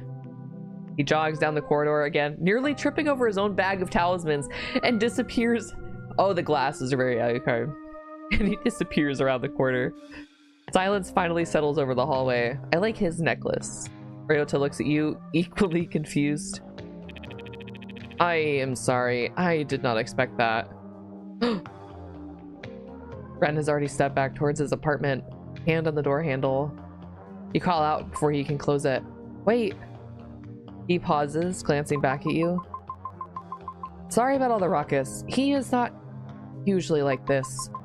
He's not usually. We barely know him. Well, he is, but he isn't usually here. Ren hesitates, then clicks his tongue quietly. Nice choker though, right? I like it. I want to know more about him. Your mother has a habit of sending strange people. I thought this building was done with cult recruiters. Just keep it inside your unit next time. People are going to think something is wrong with this floor. You open your mouth to argue, then stop. Well, technically it is still your fault. Ryota steps forward, bowing his head slightly. Alucard from Hellsing? I'm sorry, it will not happen again. Ren looks at him, surprised by the sincerity before awkwardly looking away. Yeah, you better remember it. He gives a reluctant nod. Good night. I don't know, the door. I don't know if I like the fruity guy. The door closes behind him with a soft click. The hallway feels quiet again. Ryota exhales slowly and looks at you. That was unfortunate. He gives a small, tired smile. Your life seems very lively lately. You stand outside your apartment door, keys in hand. The hallway is quiet again, as if nothing chaotic happened just moments ago. Oh, he's like Zane. He's fucking boring. Haruki. I like Haruki the most. And then I think Ren. I wanna beat this dude's booty butt. Today was nice. I had fun walking with you. If you are alright with it, I would like to spend more time with you soon. I mean, only if you are up for it. No pressure. Well, I'll see you tomorrow. He gives a small nod, then turns and walks toward the stairs, posture stiff, like he is afraid to look back. The hallway feels quieter without him. I want that side headshot right. Finally enter the apartment. A groan escapes from your lips as you're finally able to kick off your shoes and collapse exhausted onto the couch. Shut up. Shut up. Just as you're about to let out a breath and relax, your phone vibrates in your pocket. Message from your boss? Shit. Forgot to send the report. You were so caught up with everything that happened after work and everything that happened after that, you completely forgot about the report. You better arrive early tomorrow to submit it, or I'll have no choice but to write you up again. Okay. You sink down to the edge of your couch, rubbing your face with both hands. The day's exhaustion finally catches up with you. Oh, you can't deal with it anymore. There's too much going on. Him, colleagues, everyone looks at me with that same pitiful yet annoyed expression. I think this girl needs to like move away, like a really far away from her mom. Time to sleep. Good night, Mao. The gossip behind my back, yet every time they see me they offer some unnecessary advice. It'd be so much easier if they just told me straight to my face that I'm weak. Ryota, I bet he thinks I'm Kazuki, his death. I just need to keep it together somehow, then I'll be fine. Can't fall apart now, not yet, not with everyone waiting for me to fall. Maybe they're right. Maybe I am weak. Maybe I deserve their looks, their gossip. Maybe I deserve all of it. No, not again. Hazuki? No, that one's real. It's him. Please let it be him. Shit, shit, shit, it's happening again. Shit, shit, shit. It's real or it's not. What is it? No, please, please, not again. Kiira, open up right now. Suddenly your mother's shrill voice pierces through the fog in your head. Mom? Pull to the door, fumbling with the lock. Finally, do you have any idea how many times I messaged you? 10 times! 10! And not one reply. Look at my fucking phone.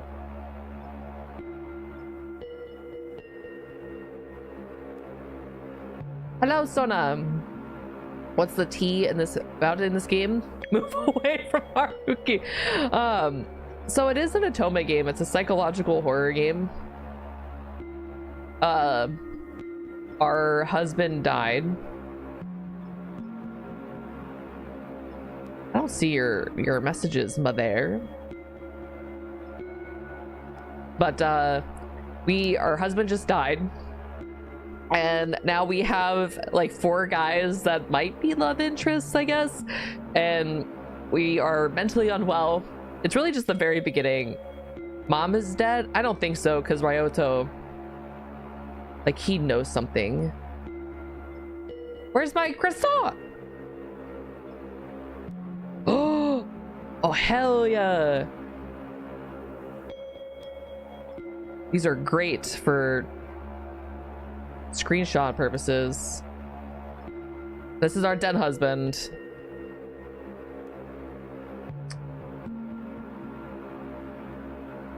Oh, I hit the wrong button. Teehee. There we go. He was a cutie, right? I don't see her messages.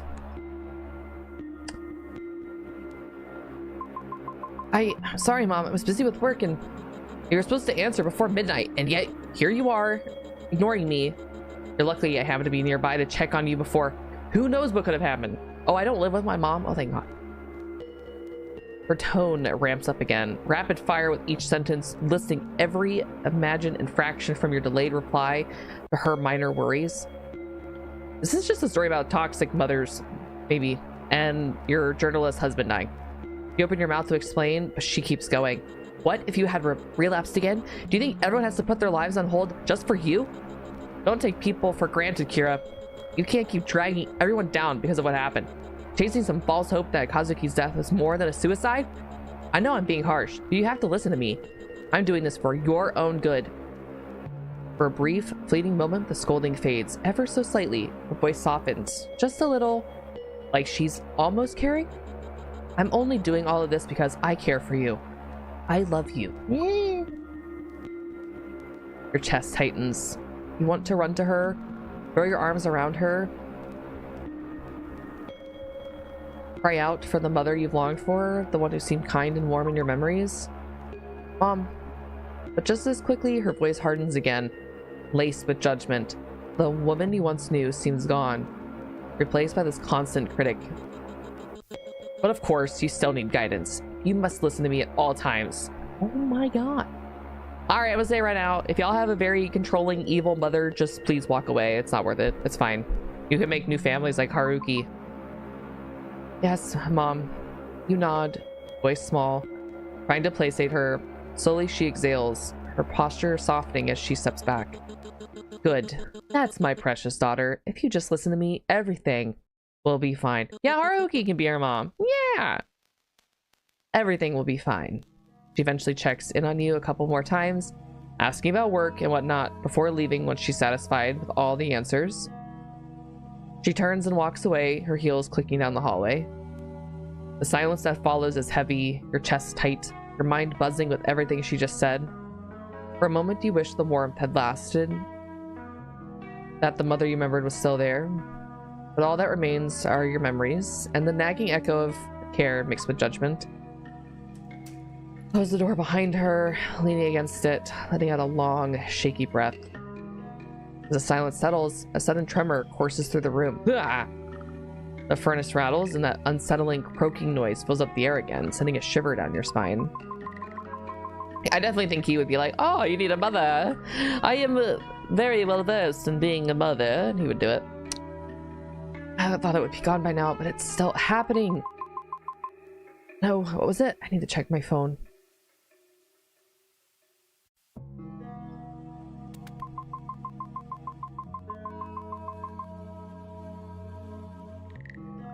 As you approach the shrine, it begins to shake violently. Kazuki's death. Oh, his death photo slips off the altar.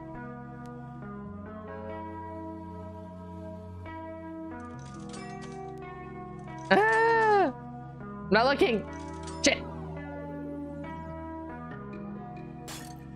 The photo slips through your fingers and crashes onto the floor, shattering on impact. As it breaks, a flashback engulfs you. You see Kazuki in a version you've never seen before.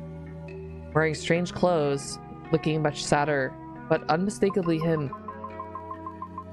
Where's this from? Is this the Kazuki I know? And if he is, why does he look so sad? Your head starts to throb, a painful ache as if trying to force a forgotten memory to the surface, leaving you even more confused. Take a deep breath, trying to collect your scattered thoughts.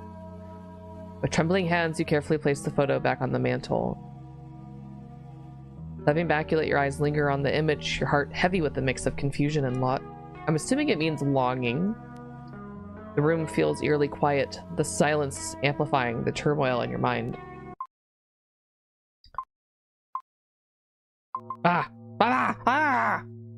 Kazuki!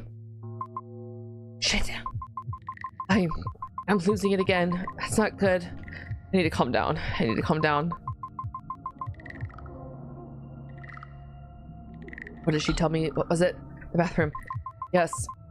I have to get to the bathroom. Normally you would get actual help in order to keep yourself together. But that's not an option for you, at least not now. So this is the next best thing in keeping things under wraps. In this rhythm-based game, your goal is to match the beat by pressing the arrows. Oh no! Arrow icons will appear on screen and sync with the music. Hit the corresponding arrow key. Oh shit. The more accurate you hit the keys, the higher your score. Keep calm and steady your heartbeat. And remember to press it. Oh god. Oh god. Oh god. Oh. Ah!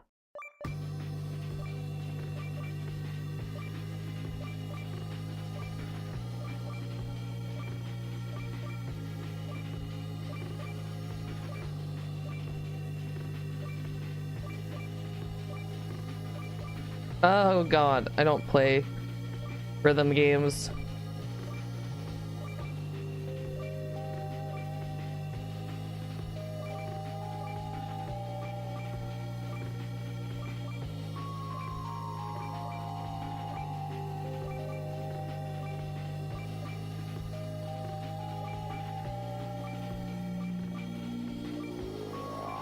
All of my brain power is used up right now.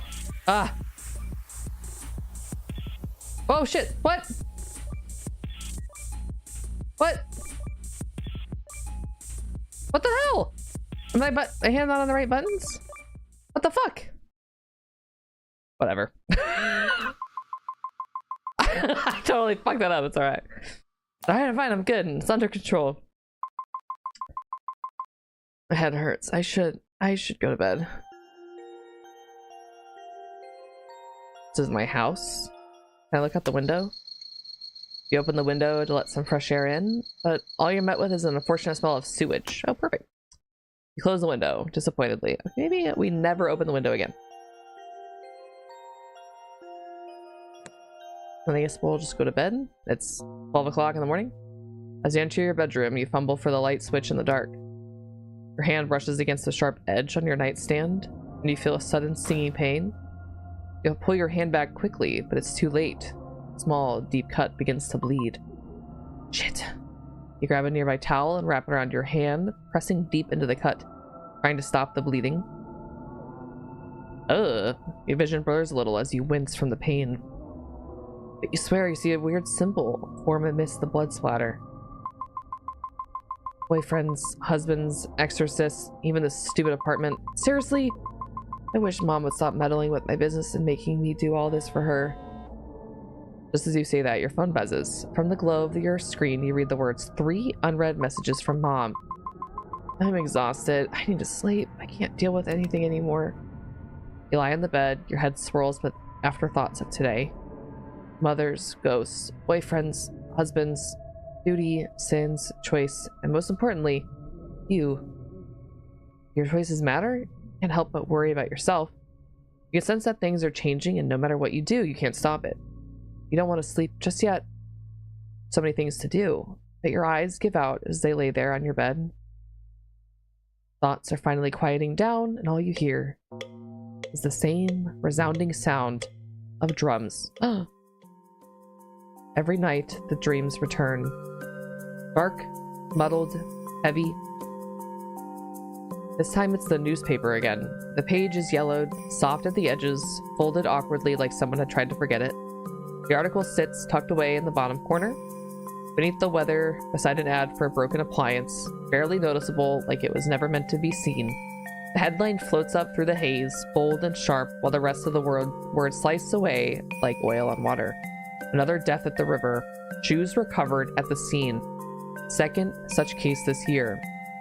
Small type, no photo, just enough ink to say someone died. The world might have skimmed past it, but you can't. Not because of what it says, but because of what it doesn't. Didn't you hear? His widow's been saying it wasn't suicide. Poor thing, she's lost it. Her mother had to pull her away at the wake, sorry. Heard she had a total breakdown then. Honestly, she's not well. Her voices twist through the fog, warped and dreamlike. They spoke behind your back then, and they speak behind your back now, even in sleep.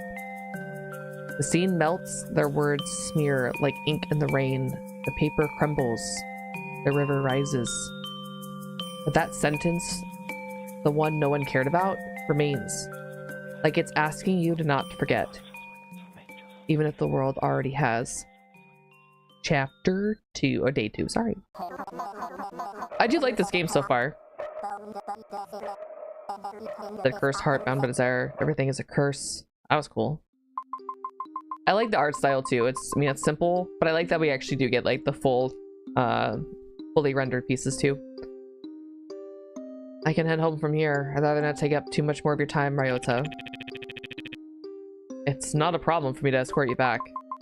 Oh, well, it's just that I have to get some stuff on the way home. Dinner and such. I won't insist then. Have a safe walk home. Ryota leaves, heading towards the cafe. Maybe he's just visiting Yoko before going home. Keep yourself together.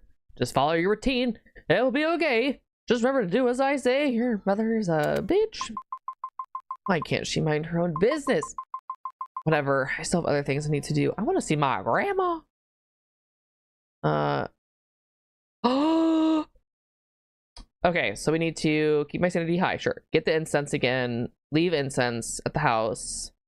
Bathroom routine. I won't fuck it up this time. Convenience store. Sweet shop. Thank you, Okyo, for the croissant. Okay, so I should get some offerings for Kazuki's shrine before going home. Thankfully, the temple is still open at this hour.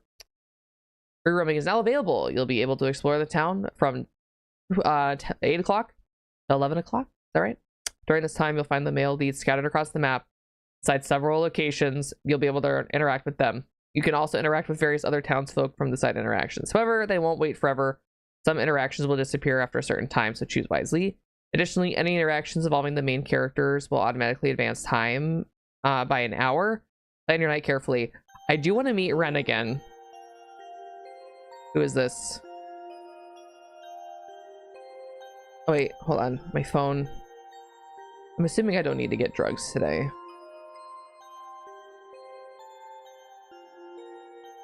Okay, so who is, does it say who that is? We'll go to the temple. As you approach the temple, you see Haruki being hastily escorted out by an irate monk. Seriously? Stop handing out business cards to people trying to pray. This is holy ground, not a business conference. Haruki, unperturbed by the monk's anger, tries to defend himself as he's pushed to the exit. Whoa, you boy on the grind for that bread. You get me. I'm an actual exorcist. I'm here to help. That's enough. We've had it with your antics. Leave before I call the police again. Geez, I'm doing what's called marketing, all right? People need my help, and I'm not gonna stop spreading the word. Speak up, watch. I don't know what to do. Why did my phone just like turn on? Weird.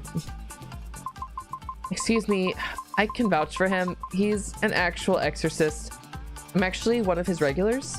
The monk turns to you, his brows furrowed in skepticism. Young lady, you cannot be serious. This is clearly a con man. You need to be more cautious. People like him prey on the vulnerable. I understand your concern, but he's genuinely helped me. I wouldn't be defending him if he wasn't the real deal. We haven't seen him do shit. Maybe I shouldn't have spoke up.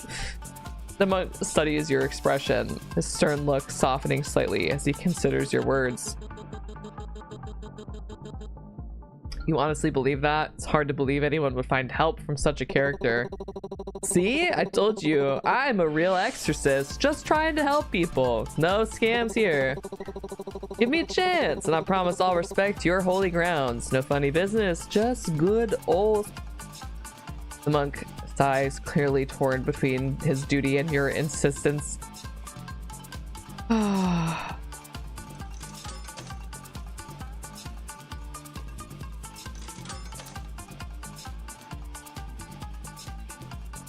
All right, hold on. We're gonna do it. We're gonna get it. We're gonna get it.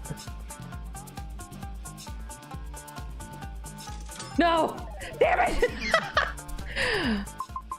Thank you for understanding. Trust me, he's really helped me out of bad spots. The monk shakes his head dismissively. Young people nowadays, so gullible. Be careful, young lady. Don't let yourself be deceived. Haruki shrugs, a rueful smile on his face. You can't please everyone, but thanks for trying. I appreciate it. Anyway, to your client, what brings you to this sacred ground? Clearly you didn't come up just to witness my flair.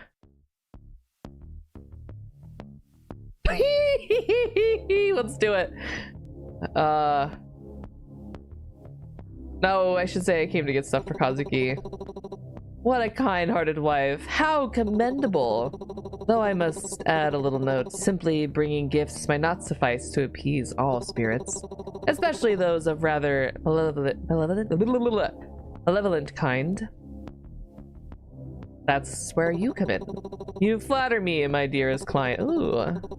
I shall do my best to navigate these intricate spiritual matters with the same flair and expertise you do believe I truly possess. Ah! Flair and finesse, huh? Sounds like you're selling yourself pretty hard. Well, one must advertise their talents. Wink! Ah! I love him! Besides, I believe that a little charm never hurts anyone, especially when it comes to dealing with the otherworldly. Think of it as an added bonus to my professional services. You're always so cheerful, Haruki. I really feel like I can relax when you're around. I'm just doing my part to lighten the mood. Exorcism would be such a gloomy business otherwise. Oh, look at the... Oh, whoa! But I must warn you, spirits can be quite tricky, you know?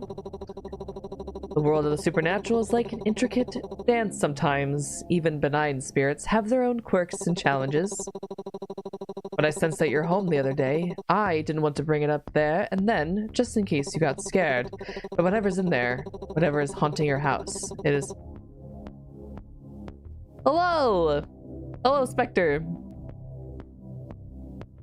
Welcome in. But whatever's in there, whatever is haunting your house, it's not a simple ghost. It's something that has been festering for years. What? Who wouldn't be afraid if you put it like that?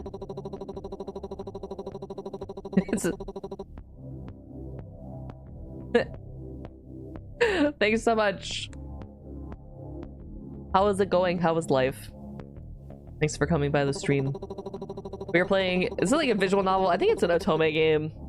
This guy's an exorcist and he's like, he's super fruity. I love him.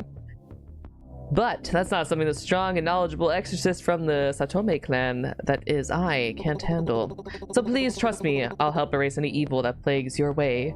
But is that like a woe in there? Anyways, I would love to stay and chat, but duty calls. Remember to contact me if anything happens. I'll be off. With a dramatic flourish of his coat, Haruki turns and heads down the temple steps, disappearing into the bustling streets. You watch him go, a mix of amusement and reassurance settling in. Despite his eccentricities, Haruki's presence feels undeniably comforting.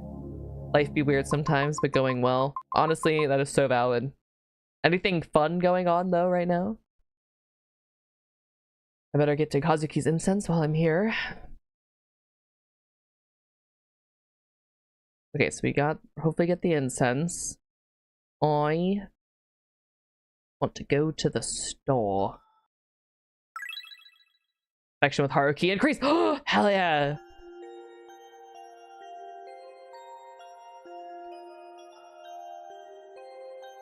Yeah, I want to meet Ren.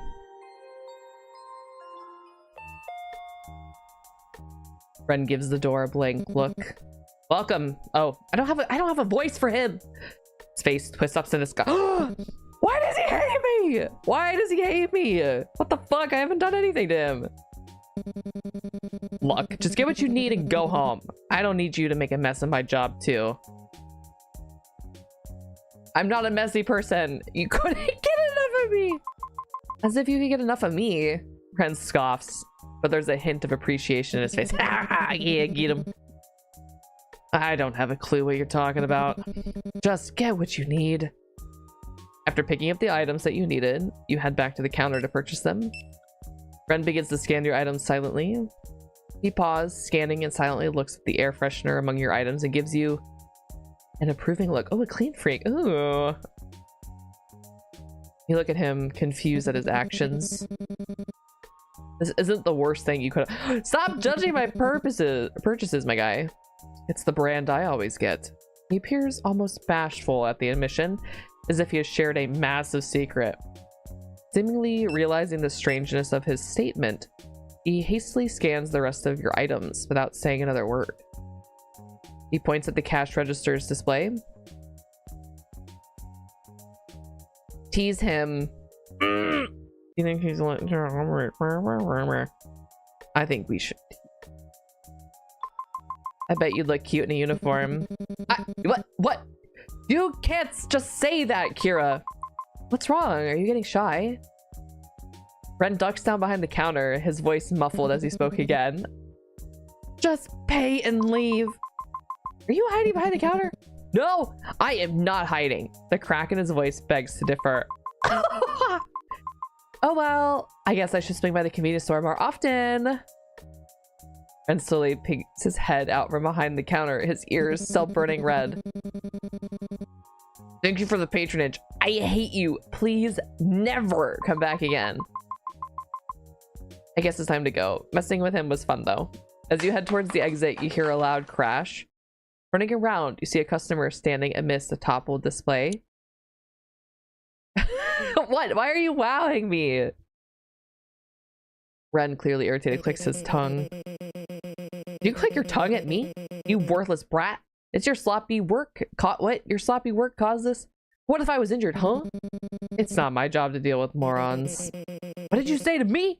I'll report to your manager. You report away. I'll clean it up. I'm not wasting my time arguing.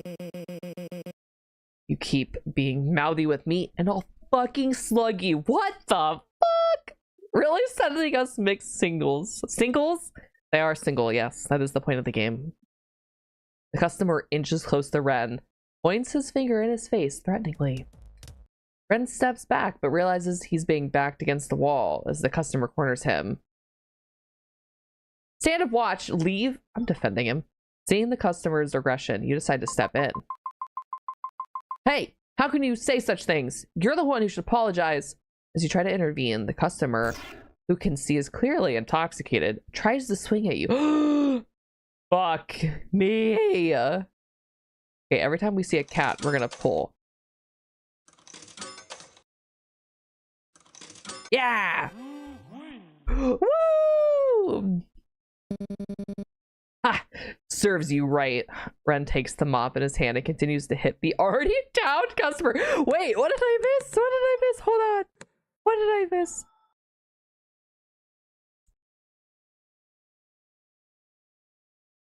What did I do? What happened? I missed it.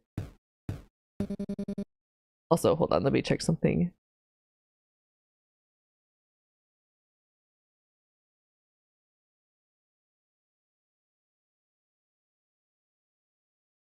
Take that and that. We're just doing assault. Ren, I think he's had enough. Oh, fine. He tosses the mop aside in triumph. The customer drunkenly stumbles his way out, confused by the whole situation. Ren turns to look at you with a newfound respect. Huh. It was cool how you dodged that guy so quickly. Oh, what was that?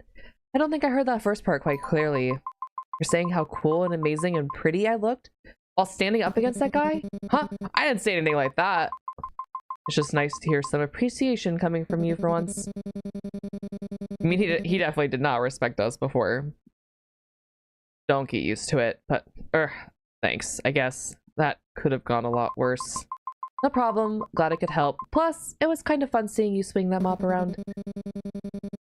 Yeah, it's called zoning, and you too, I guess. You care. Don't make me regret saying that. Look, just if you're free tomorrow after work, we should swing by the shop near the apartment. You know, the one owned by that old granny? I'll pay back for this favor. Are you asking me out on a date, Ren?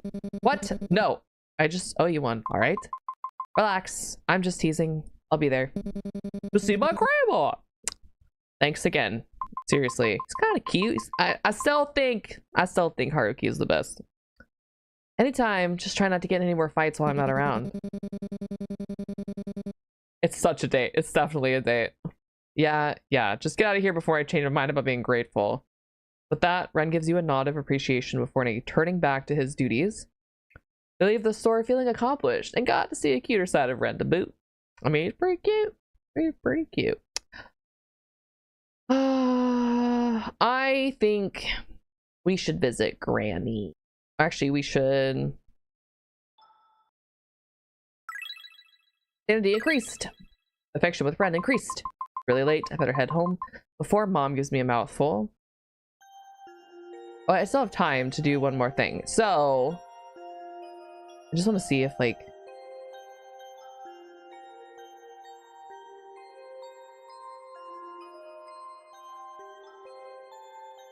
Cinema, the library...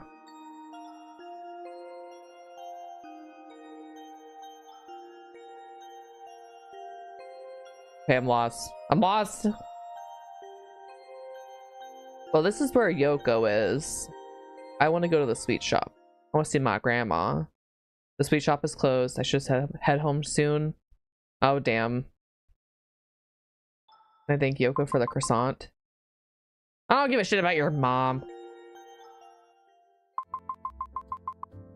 Cafe is closed. I should head home. Okay, I guess we are kind of like screwed. Like we have to. Haruki's office. Didn't even pay attention to the time of day. Well, I wanted to make sure we got the incense. I'm afraid of the spirit in our house. This place seems shady, and there's faint music playing from beyond the door. Really late. I better head home before Mom gives me a mouthful. What the fuck? It's only, I thought we had more time.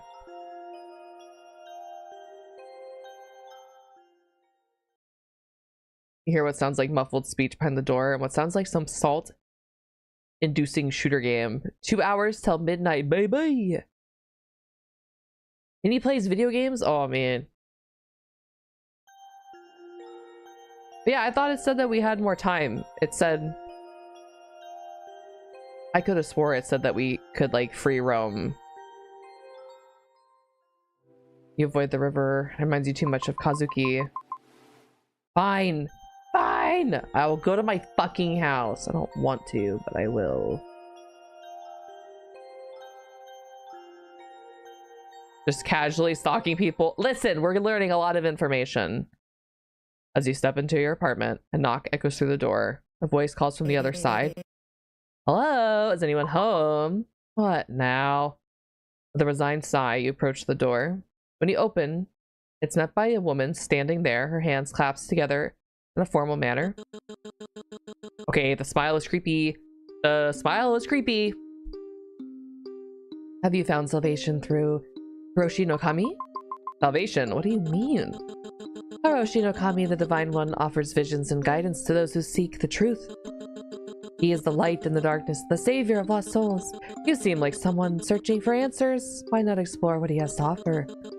Embracing his guidance may bring you the balance and peace you need to keep things in order. She seems trustworthy? I don't think so. I don't think so.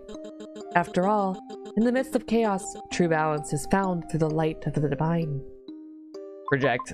No thanks. I don't really want to. You try to close the door, but the cult member wedges her hand in the gap. I understand your reluctance, but Arushi no Kami's light is too important to ignore. Go away! This path offers salvation and purpose, and turning away now means missing out on a profound truth. Please reconsider. Our door is always open, but the time to accept his guidance is now. Alright, every time I see a cat... Cat! Oh, yeah. Hi, Zero! We did it. I appreciate your concern, but now is not really a good time. I'll definitely check it out again, though. I understand it's not the best moment, but Arushi no Kami's guidance is essential. How's your day? What does cat mean? Well, we have to win the slots.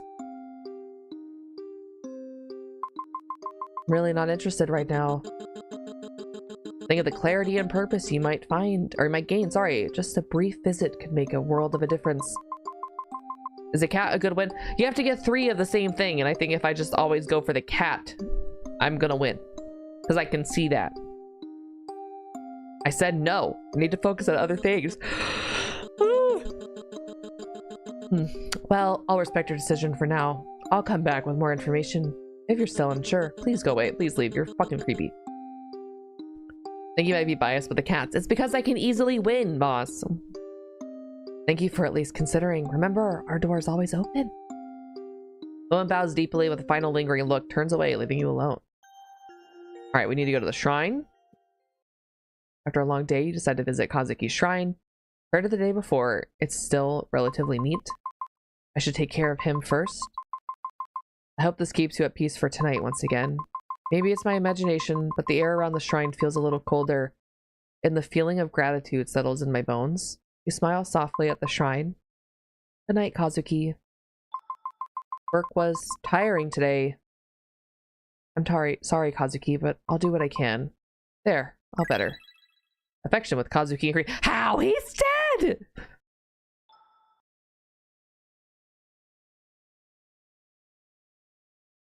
I guess we should, I'm alright, haven't, you just, like, woke up? Bathroom? Oh no, I forgot to... You're keeping it together pretty well, but there's no harm in making sure you're extra calm.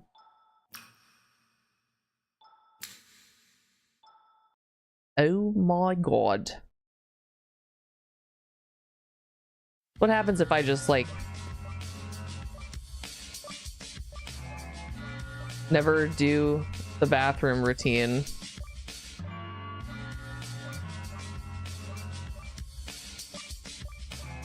I hope you have a good day, Zero. Get some yummy breakfast or lunch or whatever time of day it is for you.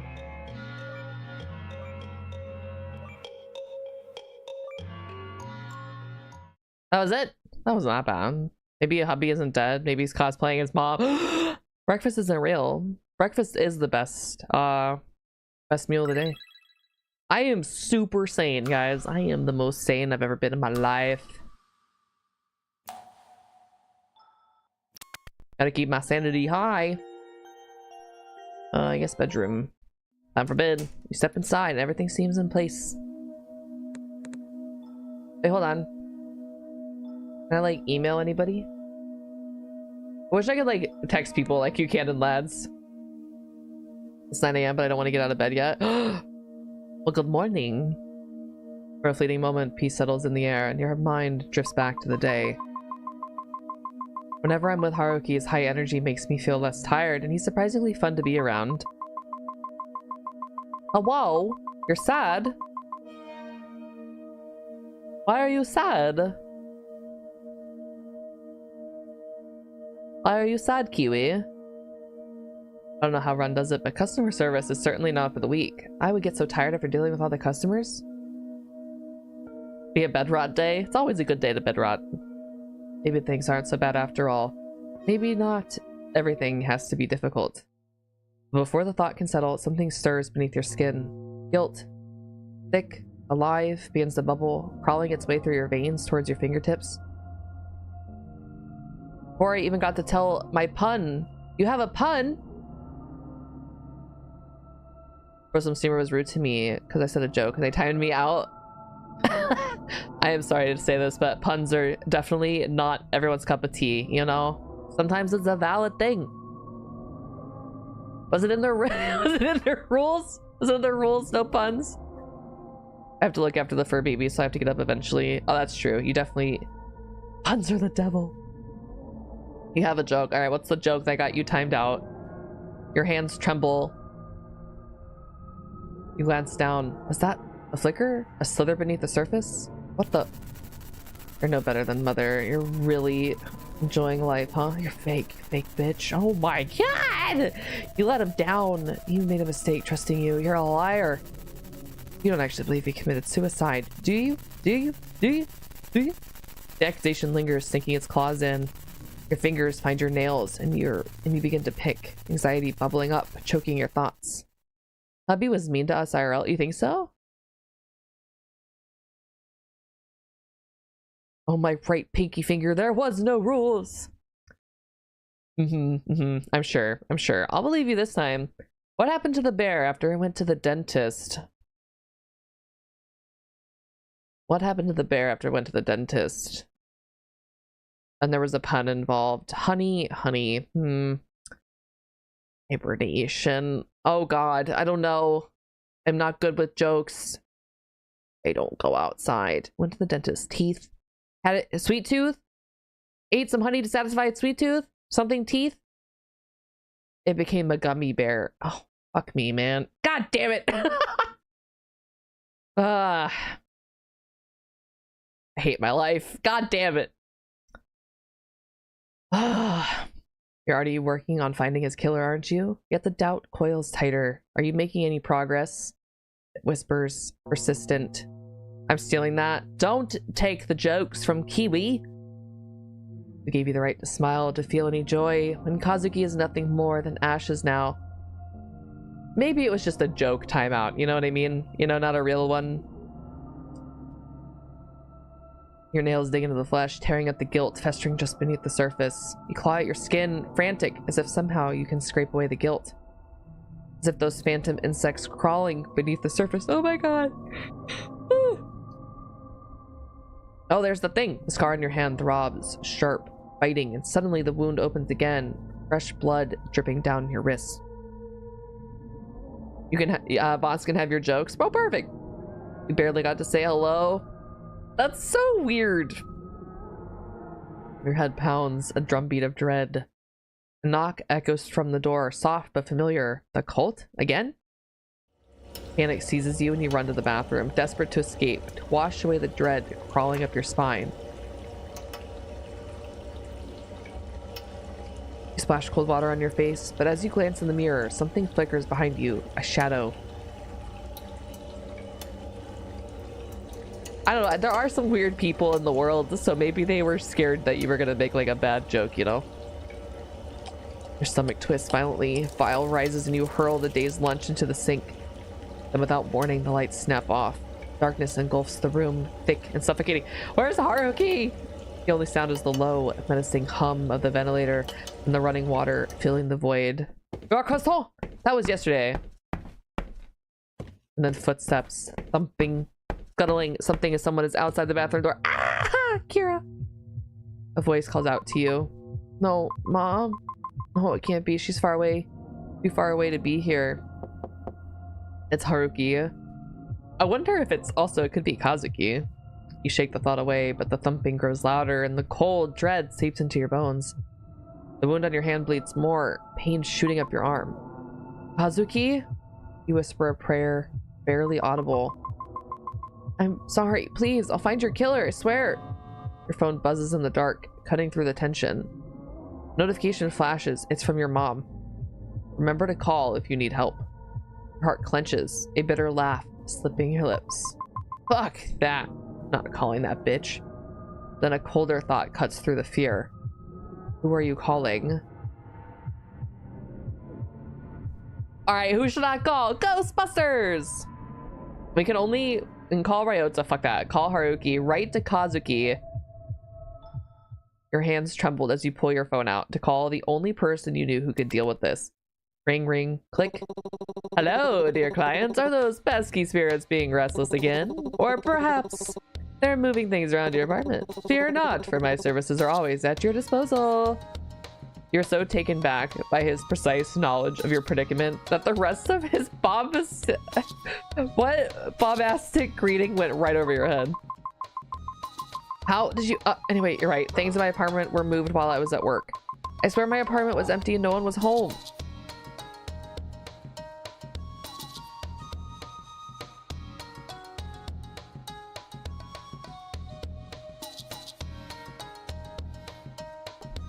Hold on. Annie, come here.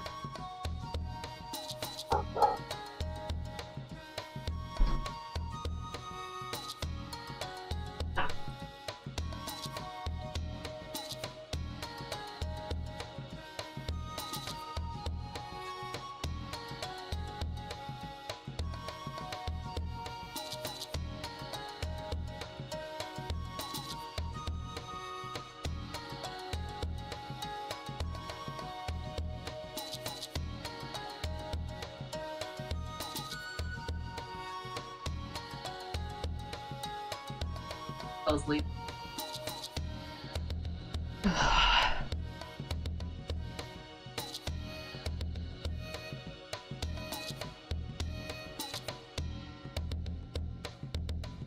Oh, sorry. Hello. Annie McBooverson was barking out the window, so I'm back. When I got back, everything was a mess, and something felt off. I didn't know what it was, but it felt supernatural, perchance. Please just come over and help me. Of course, I'll be there shortly, my lady. Oh my god, I hate him. Beep, beep, beep. Despite how odd he is, I can't help but feel reassured. The chill of the apartment sends shivers down your spine. And so, partially against your better judgment, you step out of your apartment to wait for Haruki to arrive. Within minutes, you hear the tapping of Haruki's shoes finally echo down the hallway. He waves at you before grasping the doorknob and opening the door with a flourish. After a brief moment, he pauses in the doorway, turns, and gives me a wide grin. Oh my, this is quite the energetic spirit we have here. Maybe I'm being played like a fiddle. I love him too, he is very cute. Of course, this will not be an issue to me. I would advise that you step back a bit, my lady. You immediately take Haruki's advice and take a few steps back. Haruki, almost in a strategically like fashion, places candles around my apartment. He then comes back to the doorway and prepares to chant. The very air of the room starts to feel charged as Haruki's voice takes on a melodic quality. Words that I have no understanding of flow like water from his lips. His hands trace intricate patterns through the air, the candles flickering wildly as the flames dance erotically in non-existent wind. Doesn't take long for the room to fill with unsettling energy. Chill runs down your spine as a cold draft rustles curtains, sending shivers across your skin. The melodic chanting is suddenly interrupted. Cough! Cough! Pet! Haruki clutches at his chest, staggering. A faint trickle of blood escapes from the corner of his mouth, each cough sending specks of blood splattering onto the floor. What the fuck is happening? The room is filled with the sounds of his labored breathing, and the eerie silence is only accompanied by the ticking of the clock. The flickering candles slowly calm as Haruki straightens slowly, wiping his mouth with the back of his hand to unsuccessfully smear it instead. It's fine. Just a particularly strong spirit. I'll manage. You believe him, but you don't? Oh. Something like this can't possibly stop the strongest exorcist around here. Of course, something as minute as this can't keep me down. With the strength of 1,000 suns and the wisdom of the ancient sages, I shall vanquish any spirit that dares to disturb your peace. But a bit of added protection won't hurt. I picked this up from the temple today. It's not as strong as me, of course, but it does work. Even if it doesn't, it does add a cute little addition to your bags. Oh my god. Haruki digs through his bag and pulls out a small lucky charm with a cute cat face on it. Oh yeah, this is the most powerful talisman that could ever be a talisman. I love him. Please have it. Thank you. It looks like you. Do you think so? I guess my charm is rubbing off on these cute little cats. Yeah, it's got the same mischievous smile. Well, I do aim to bring a bit of cheer to even most serious situations. Speaking of which, this little guy is said to ward off evil spirits. Keep it close, and I'll help keep the negative energy at bay. I appreciate it. Hopefully, it'll be as effective as you are. Of course! Together we'll make sure your apartment stays spirit-free. And if you ever feel uneasy, just remember my charming face on the kitty. And all his waving around leaves his sleeve pulled up, revealing the tattoos on his arm that seem closer to carvings than ink. I can't help but steal a couple glances at them, noticing beads of blood seeping along the intricately carved symbols. Haruki notices the glances and sends a grin your way, eyes twinkling mischievously. Are these old things? These are my best kept secrets. People say they're a map to buried treasures, but I'm afraid it's just my way of keeping things interesting. Barons, is that you? Honestly, the most flamboyant. Yes. You need $1. Your bleeding, though, is something to be worried about. What kind of exorcist would be if I were afraid of a little blood? I'm fine. Besides, it hurt a little more when I got them. You hand him a towel as you take a seat next to him. So, though, it looks painful. You hesitate, thinking about whether or not to ask Haruki about them, but he senses your curiosity and speaks up anyway. They're protective wards, so that I won't ever lose a battle with a spirit. But if you're so strong, why do you need them? There's no shame in relying on extra layer of protection. Sometimes they're enemies you can't fight alone. Definitely a Baron's thing! And besides, they look pretty cool, don't they? Adds to the whole mysterious exorcist vibe. I like walk straight out of an anime or something. What? You roll your eyes, smirking at his cheekiness, but your smile fades when you see Haruki wince in pain. He's still hurt. His wound is still bleeding. And there's a ghost in your house. Haruki, you know, behind all that cheeriness and grandiosity, it seems that I don't know much about you. He pauses, his expression shifting as he searches for the right words before finally responding. It's nothing too interesting. Haruki's smile fades slightly, his eyes distant, as if he's sorting through unpleasant memories, or perhaps he's still dealing with the pain.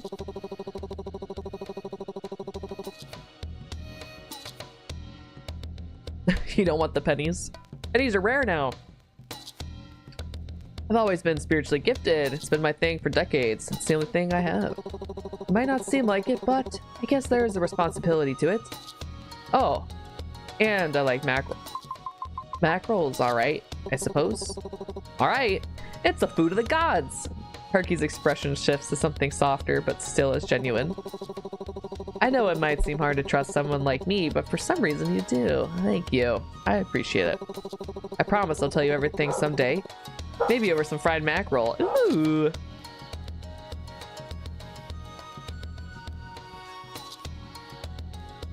I love him, boss. I fucking love him. He's so cute. You give a soft chuckle at his playful remark as he returns to his usual demeanor. He adjusts his sleeves to conceal his tattoos once more. The little ritual I did should keep them quiet for a while, but watch out. This one is a persistent spirit. That's why I said call him. I did call him! You nod gratefully, feeling a sense of relief, mixed with concern for Haruki's well-being. Do you want some payment? Like hair flip, like in the bedroom or something? Tee-hee-hee. Thank you, Haruki. Please take care of yourself. And he's dumb. Yes. He acknowledges your words with a nod, his eyes reflecting a flicker of gratitude amidst the weariness. Always, my dear client. Until next time. Arushi trots back down the hallway, giving a last wave before you close your door. Sanity increased, only by 5. I think I should like get a cage for Annie and put her in my room when I stream so she doesn't bark out the window. She's insane. Connection with Haruki increased. If I go back to the bathroom, does anything happen? Your mom's nagging appears out of nowhere. Too much time on your phone is bad for you. Do something more productive, like use your computer instead. What? Annie will just bark while it's the kennel. Probably. As you drift to sleep, fragments of another life flicker through your mind. Faces and voices swirl around you, familiar yet distant, leaving an unsettling sense of deja vu. Bitch, that's still a screen, right? There's a leader's presence, a protector's shadow, a friend's warmth, and a wanderer's wisdom, and a companion's loyalty, all tangled in memories you can't quite grasp. Thank you for the hydrate. Be unproductive on a computer as a phone. Yeah. They're both, like, to me, is equally as bad. Phones are probably worse just because, like, the distance to your face, maybe. You want to make sense of it, but weariness pulls you deeper into a void-filled slumber where the past whispers, but never fully reveals itself. Dig deeper. Don't hydrate them, they'll have to piss. I have to pee already, it's okay. You feel your heart wrench as memories of the past continue to swirl in your brain. You hear the same familiar knockings, but this time they feel different. Not teeming with the same malicious intent brewing in your apartment, but with an air of protectiveness, or, and even love. Does Kazuki want to tell me he loves me from beyond the grave? Someone loved you very much, cared about you in the past. When you were chased out of your village, he took you in. What if it's like a Kami-sama kiss thing? Like, Kazuki loved us in the past and he finds us in the present. Yes, him. He had everything. A mansion, servants, power. Unlike the people at your village, he wasn't afraid of you, even though you brought endless calamities. He was potential. He saw strength and he saw kindness. Despite everything, you were the calm in his life. Until... dig deeper. Until the calamity. Yes. You ruined everything. You had someone who loved you, but couldn't help it. You had to ruin it all, didn't you? You had people who cared, and that wasn't enough. You had to destroy everything. A persistent ache gnaws at your temples as you toss and turn in bed. When you finally drift off, you find yourself trapped in a state between waking and dreaming. Ugh, I hate that. With the oppressive weight of sleep paralysis pinning you down, all around you the shadows dance and morph into haunting figures. Muffled voices, distant and unintelligible, echo in your ears as they scream your name. You see the people who loved you melt into... oh, you see the people who loved you melt into a horrifying mass of flesh and blood. Blech. You try to scream, to move, but your body disobeys your desperate commands. Just when you think you can't take any more, the darkness recedes. You wake up drenched in sweat and trembling, the nightmare's clinging remnants leaving you shaken and exhausted. Well, we learned a lot. Thank you for the lurk, Azuria. I think that was worth losing a little bit of our sanity. After work, you're stepping off the train with Ryota. Your phone suddenly rings. Seeing that it's an unknown number, you excuse yourself and step aside to answer, leaving Ryota to wait for you curiously. Hello, this is Officer Watanabe, but I'm calling to discuss Kazuki's case. We went from 85 down to 70, but I think what we're learning is like we did see that flash of Kazuki like in a different outfit, so I am wondering if it's doing like the Kami-sama thing, like where we knew him from the past. What is it? Have you found something? Was it? You find his body? Actually, we didn't find anything. We thoroughly investigated the matter, and the evidence all points to a tragic suicide. We believe it's time to close the case. I understand this is difficult, but continuing to push won't change the outcome. You can't be serious. There are too many unanswered questions. I know there's more to it. Kazuki wouldn't just end his life like that. His body wasn't even found, and that suicide note was clearly fake. Again, I sympathize with your situation, but all the evidence supports our conclusion. We will not reopen the case unless we receive concrete proof that someone else was involved. No, I can't accept that. Kazuki deserves better than this. I deserve closure too. Look, I understand that you're grieving, but if you continue to pursue this, you could face legal repercussions for obstructing the police. I'm advising you to let it go. Are you just gonna leave? We don't have the manpower or resources to waste on a closed case. I popo suck. Yes. I'm very sorry. I hope that you'll be able to find peace soon. Well, fuck you. And with that, the line goes silent. You angrily close your phone. Your reflection stares back at you helplessly from the darkened screen, as if begging you to do something to fix this. An overwhelming urge to scream wells up in your chest. I'm sorry about that. Why are you apologizing for things that you're not in control over? His voice suppresses, maybe? In your agitation, you had forgotten that he was still there watching the whole debacle unfold. You turn around mortified. Sorry about that. It's just the police again. You must have guessed. They've given up on Kazuki's case. I'm really sorry that this is happening after all the work you've put into this. I don't know what I can do to help, but if there's anything at all. Do you think the murderer is one of the guys? Or is it mom? Or is it my grandma? No, it's okay. This is my burden to bear. I can share it with you if you'll let me. Even so, it's not good to fret over the past. Your mother is right about that. High key, it's someone close to us. For sure. Or he's still alive, because there is no body. Ugh, not her again. I know you really look up to her, but she's not exactly the best person to listen to, especially with how stubborn she is about her ideals. The way she believes how everything can be overcome if you just put your mind to it. But sometimes hard work just isn't enough. I know how headstrong your mother can be. I don't like the ... But that mindset did help me and Yoko out of everything. You vaguely recall how your mom was there for Ryota and Yoko back in school. What if hubby dyed his hair and is Haruki? What if he's Ren? She helped them escape their abusive home, always listening and supporting them as their teacher. Well, why is she not fucking helping me? It's a memory that sticks with you, especially when you think about how different things were for you. She means well, and she cares about you. Does she now? The words come out tense and bitter. You can't help but feel angry at your mom for pressuring you even in her absence, at Ryota, even though he doesn't know any better, and at yourself. Ryota senses the change in tension and clears his throat. Today's been a long day. We should grab some food before I take it home. Yoko has been going on about this new pastry at the cafe. We should give it a try. You hesitate, unsure of whether to accept the offer. On one hand, you're annoyed at the blind admiration to your mom. On the other hand, you know he's not doing it on purpose. A millennial made this game. Mom sounds like mine a bit. I don't know, actually. It's too much wind. I've been watching this game for a while.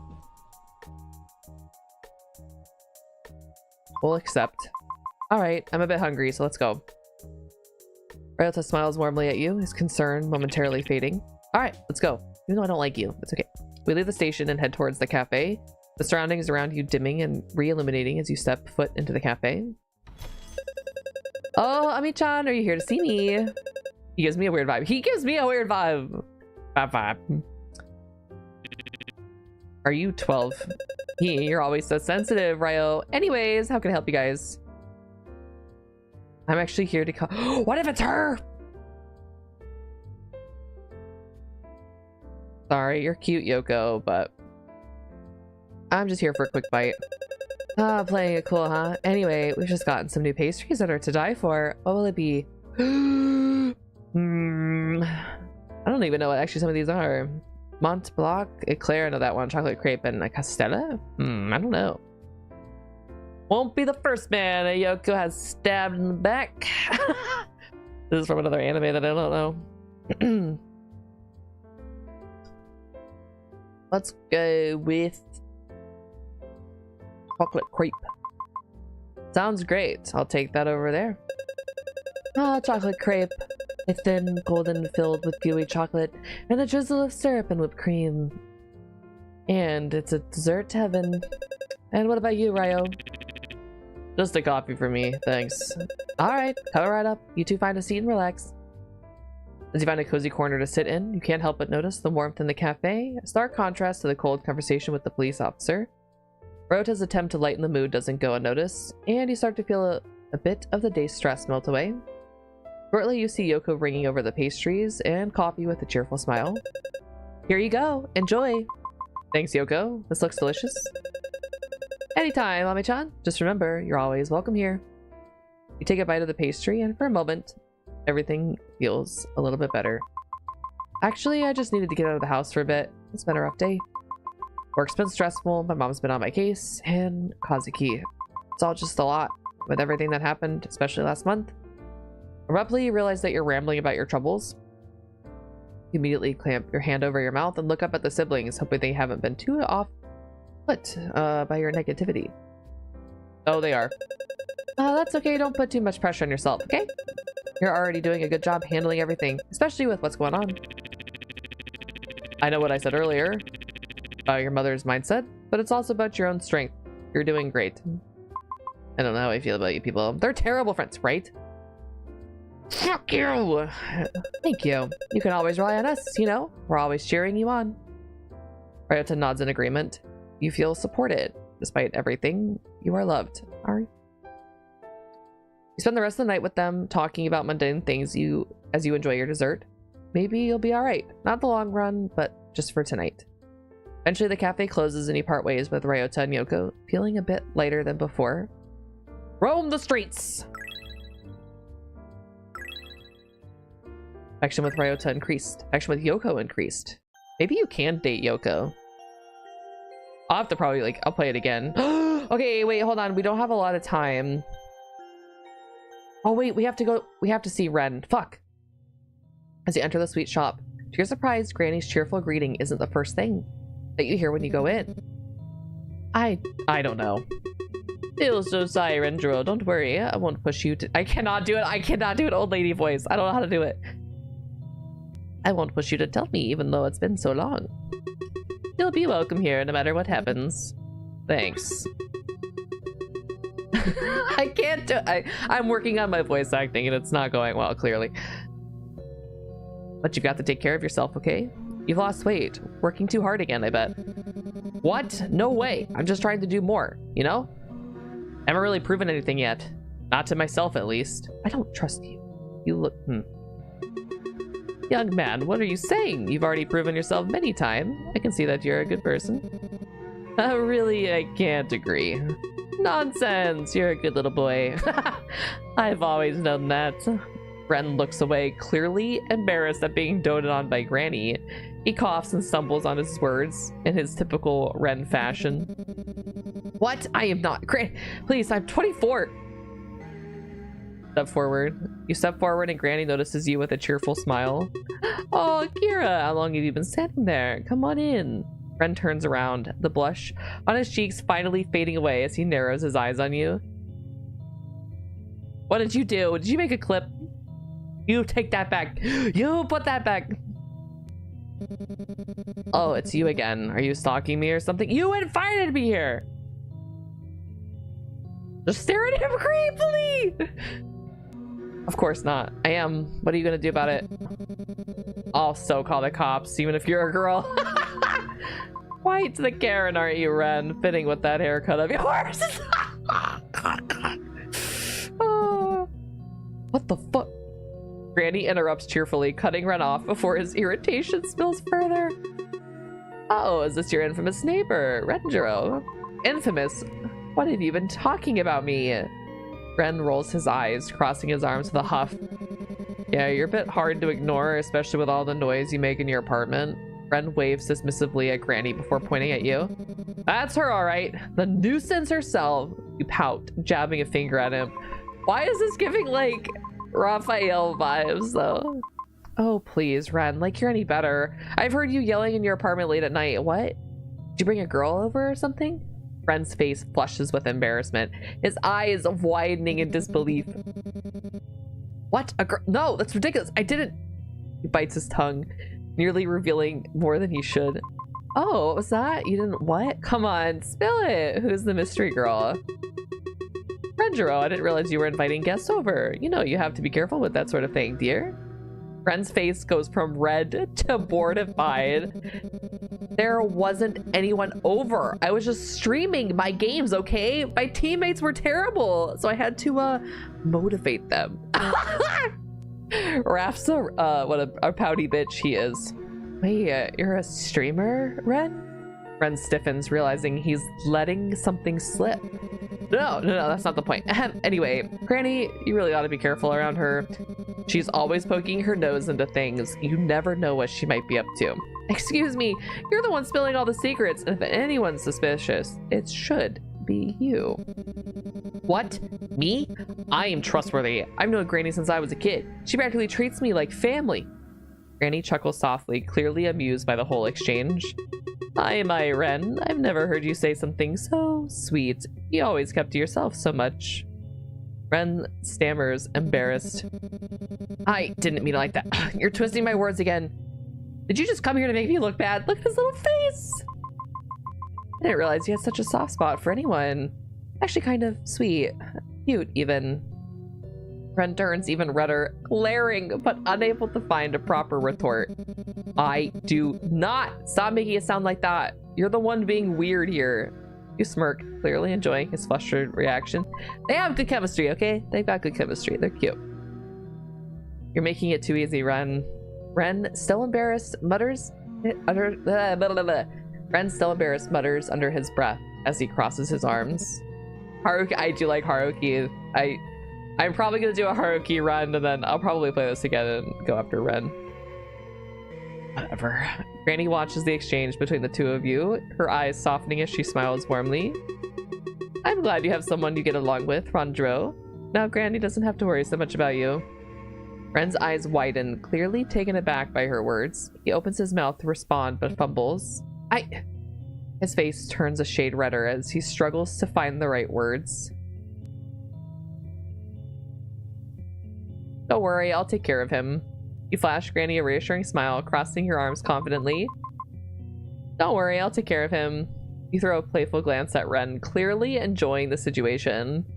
Ren's eyes widen and his face turns an even deeper shade of red. He immediately steps forward, waving his arms in protest. I don't need to be taken care of! His voice cracks slightly as he tries to assert himself, but the embarrassment is written all over his face. You can't help but chuckle at his reaction, which only seems to fluster him more. Aw, look at you, getting all worked up. Ren shoots you a sharp glare, crossing his arms defensively, trying to maintain whatever dignity he has left. Cut it out! I'm not some kid you need to babysit. His cheeks remain flushed as he huffs in frustration. Despite the endless teasing between you two, he still remains as embarrassed as ever.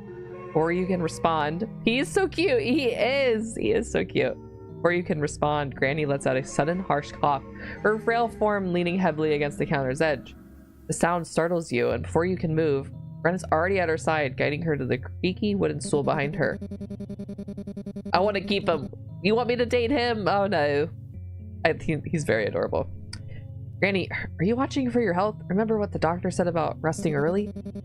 You should close up shop soon. It's so late already. Date both. That would be ideal. Granny chuckles softly, her eyes crinkling with affection. Ah, yes, I will. You're such a worrywart, Prendro. Granny's still young. You two should take care of yourselves as well, alright? She glances meaningfully at Ren, her voice softer now. Prendro, come visit soon. Your family too, you know? There's a brief silence. Ren stands there, his expression unreadable as he looks at her. After a moment, he awkwardly rubs the back of his neck. I'll think about it. After saying your goodbyes to Granny, you both step out of the sweet shop, the warm night air, greeting as you leave. The streets are quiet, illuminated by the soft glow of the streetlights. Ren falls into step beside you, his hands shoved into his pockets. There's a brief silence as you walk, the sound of your footsteps echoing softly against the pavement. He seems lost in thought, a slight frown creasing his brow. As you near your apartment building, the tension in the air begins to lift, and you decide to break the silence. So, how do you know Granny? Ren hesitates, glancing at you as if weighing whether to answer. You offer a small, awkward smile, silently hoping he won't brush you off, but after a moment of silence, he lets out a sigh. She took care of me when I was a kid. I practically grew up hanging around her shop. He pauses if the words feel unfamiliar coming out. She was good to me, always there when I needed someone, but once I graduated high school, I moved out. Kinda lost touch with her. He shifts uncomfortably, clearly not used to being this open. When I ran into her again, she called me by name, like nothing had changed. It just surprised me, I guess. He rubs the back of his neck, his voice dropping slightly. I was so caught up in my own life, I forgot to involve her in it. You hesitate for a moment, the quiet stretching between you and Ren. The soft hum of the night settles around you both, and you're unsure of what to say next. But then Ren speaks up, hint of awkwardness in his tone. Yeah, well, it's not a big deal or anything. I just spend time with her when I can. Figured I owe her at least that much. There's a slight edge in his voice, like he's trying to brush off the weight of his own words. But the way his hands jam into his pockets, the stiffness of his shoulders, it says more than he does. That's really thoughtful of you. Granny has been through a lot. I try to help her whenever I can too. Ren lets out a quiet breath, like he's trying not to acknowledge the compliment. His eyes shift towards the ground, and he shrugs, but the gesture feels half-hearted. I mean, I do what I can, but you know her. She's always telling me to worry about myself instead. Like I'm the one that needs looking after. You smile at that, imagining Granny's fussing nature. Yeah, I wish all grannies were like her. Ren tilts his head, curious, though he keeps his gaze forward, not quite meeting your eyes. Yours isn't? You pause, considering your words before speaking carefully. Well, the closest thing I have to a supportive maternal figure isn't exactly what you'd call maternal. There's a wry smile on your face, but the weight behind your words lingers in the air between you. Ren doesn't press further, but the subtle nod he gives feels like he understands more than he lets on. There's a softness to his expression now, something quieter, more introspective. Granny is different. 1 in a million, I guess. His voice dips, the usual sarcasm fading, as a more vulnerable side speaks through. It's brief, though, and before you can say anything, he clears his throat and quickly adds, maybe I'll visit her again tomorrow, if I have time. Maybe I will too. She always seems happy when you're around. Ren's usual smirk starts to return, as if he's trying to push away the previous moment of vulnerability. Huh? Yeah, she might like that, but me? Not so much. You roll your eyes at him, unable to stop the smile that plays on your lips. Oh, come on. You know you secretly enjoy my company. Ren scoffs, but there's no real heat behind it. His sarcastic mask slips back on like armor, though the tension in his shoulders has eased. Enjoy it, please. You're just tolerable, that's all. The two of you continue walking in a companionable silence, the soft crunch of gravel underfoot the only sound. The night air is cool and gentle, and there's a strange sort of peace in the quiet between you, something unspoken yet understood. When you finally reach your apartment door, there's a brief hesitation. Neither of you seem quite ready to part ways just yet, and the silence stretches again. Though this time it's a warmer, more comfortable silence. You're about to break it, to say something, anything, but Ren breaks you to it. Thanks, you know, for keeping Granny company. There's an unexpected sincerity in his voice, and when you glance at him, his usual bravado has faded. His eyes flicker towards you briefly before darting away again, and he awkwardly shifts on his feet.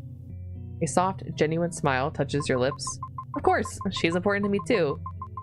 But thanks for looking out for her. I think I learned a lot about you today. Ren's eyes widen slightly, and you see a faint flush creep up on his neck, spreading to his cheeks. He opens his mouth to respond, but then quickly shuts it, clearly flustered.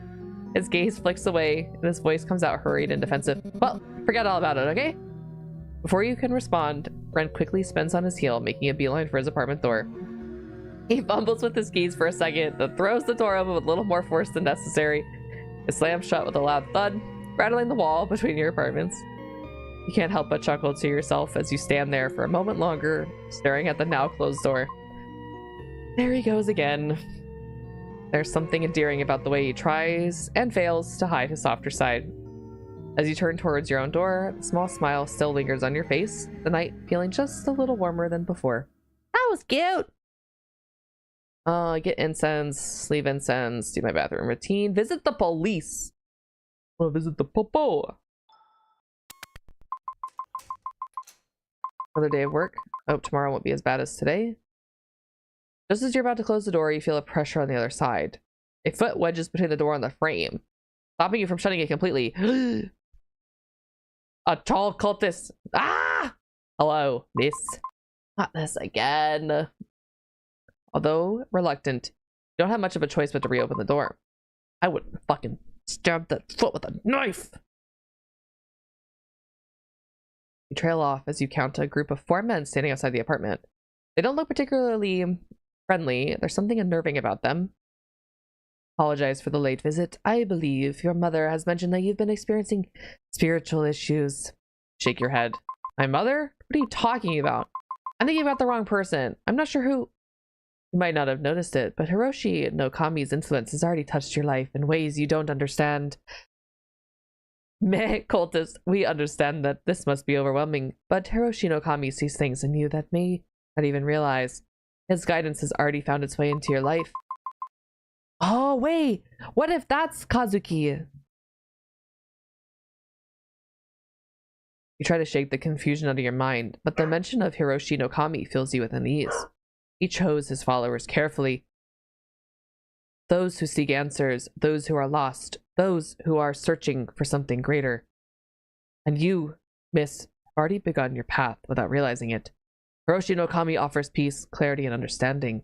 His light can guide you through the darkness and alleviate the spiritual issues that you have. All you have to do is let him. You take a cautious step back, trying to shut the door again, but you feel their presence looming. The cultists hesitate, their eyes scanning you like they're deciding what to do next. The man who spoke earlier steps forward, his gaze focused and intense. Miss, we understand that our arrival is sudden, but this path we offer isn't one you should turn away from. Hiroshi no Kami's light is already in your life. It has touched you in your dreams, and it can give you more than you could ever imagine. You tense up. It's not like the last time. There's a force behind his words. It makes you feel trapped. I don't know what you mean. I've had weird dreams, sure, but that doesn't mean I need your guidance. I'm fine on my own. Another cultist firmly pushes a little closer to the door. Ah, these people need to leave. That's where you're wrong, miss. You've been searching for something, haven't you? You don't even realize it yet, but Hiroshi no Kami sees your struggles, your doubts. The light he offers can give you the peace you're craving. Get the brew. We're gonna fucking stab these people. Another cultist steps closer to you. Hiroshi no Kami can see your fear, your uncertainty. You're standing at the threshold of something far greater than yourself. We are offering you the key to unlock your potential, but you have to choose to step forward. Don't let the fear keep you from the truth. You feel your stomach tighten, the pressure of their words hanging in the air like a heavy weight. I don't need anything from you. I'm fine. Just no, you're not fine. You're hiding from the truth. It's obvious. You've been running from your own destiny, from the path that Hiroshi no Kami has set for you. But his light is unwavering. His purpose is inevitable. I'm not interested in this Kami of yours, okay? I just want you to leave me alone. Listen to yourself. Ugly cultist. Listen to yourself. You can feel it, can't you? The restlessness inside you. Hiroshi no Kami will calm that storm. All he asks is that you open your heart, trust in him, and allow him to guide you. I know that deep down, you won't find peace until you accept him. You feel a cold chill running down your spine. This is how you get possessed, right? Also, like, why is there no music happening? I don't like it. It's very, very calm. This isn't just a request anymore. It's an ultimatum. And you start to realize that the more you resist, the more they're going to push. Miss, please, you don't know what you're turning away.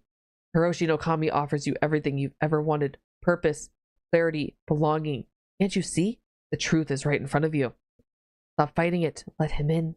You'll find peace. You'll find strength. Open your heart to him. Feeling the weight of their words press on you, anxiety starts to bubble up. You don't understand. I don't want this. I don't want your salvation, your Kami, or whatever it is you're offering. Just leave me alone. A look of disappointment flickers in his eyes before he exhales, almost sorrowfully. We were hoping you would come to this on your own, miss. We wanted to offer you guidance, not force you. But it seems you're still not ready. We will be back. Hiroshi no Kami's light will reach you eventually. Everyone finds their way to him in time, but you will have to face him, whether you're ready or not. The cultists begin to step back. Sorry. One by one, but their eyes linger on you, almost as if they can see something you can't. The weight of their gaze lingers long after they disappear down the hallway. You close the door, your heart pounding, panting, feeling the strain of the encounter. I hope they stop coming back. What the fuck? However, before you can crash onto the couch, as you usually do, you see her. An all too familiar presence, seated with rigid stillness that sharpens as she looks up, disappointment carved into her expression. Why are you doing this to me? Do you know who called me today? The police. Again. And why? Because of you prying into that Kazuki's death again. How many times must I tell you, this curiosity will be your ruin? Mom, please, I don't need... Need? This is about what you need. I'm not offering help. I'm telling you what has to be done. Everything you're missing, I've already laid out the answer for you. I'm giving you solutions, but you're the one that's not willing to change. It's you that's the problem. Ryota, the exorcist. Mom, I'm trying. I really am, but... Trying? By pushing away the people I send your way? Imagine my shame, knowing you treated those with wisdom and respect like common intruders.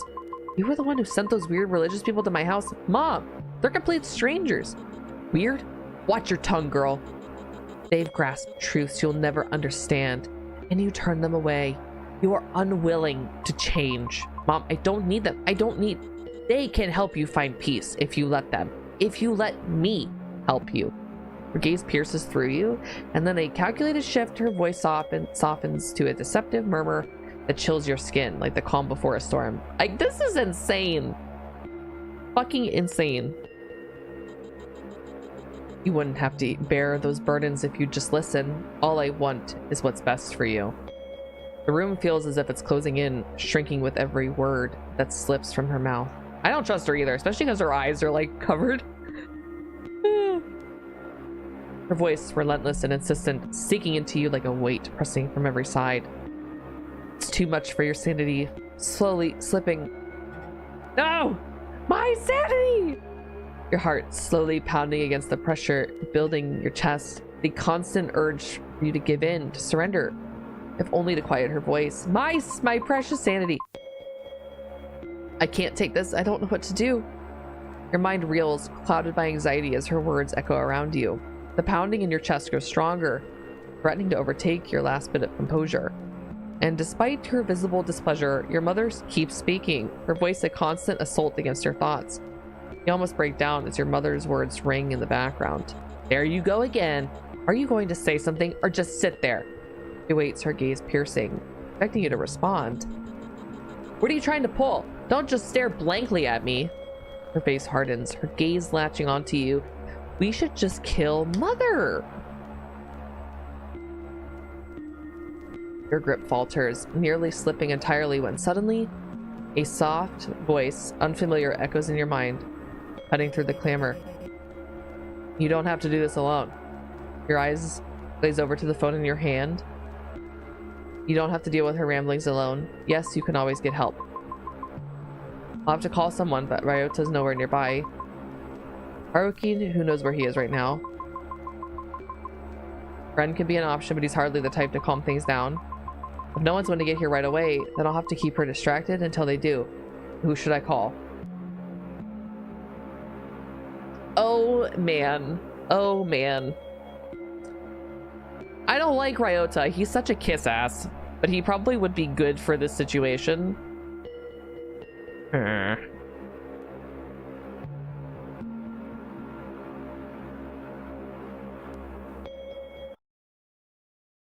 Oh shit.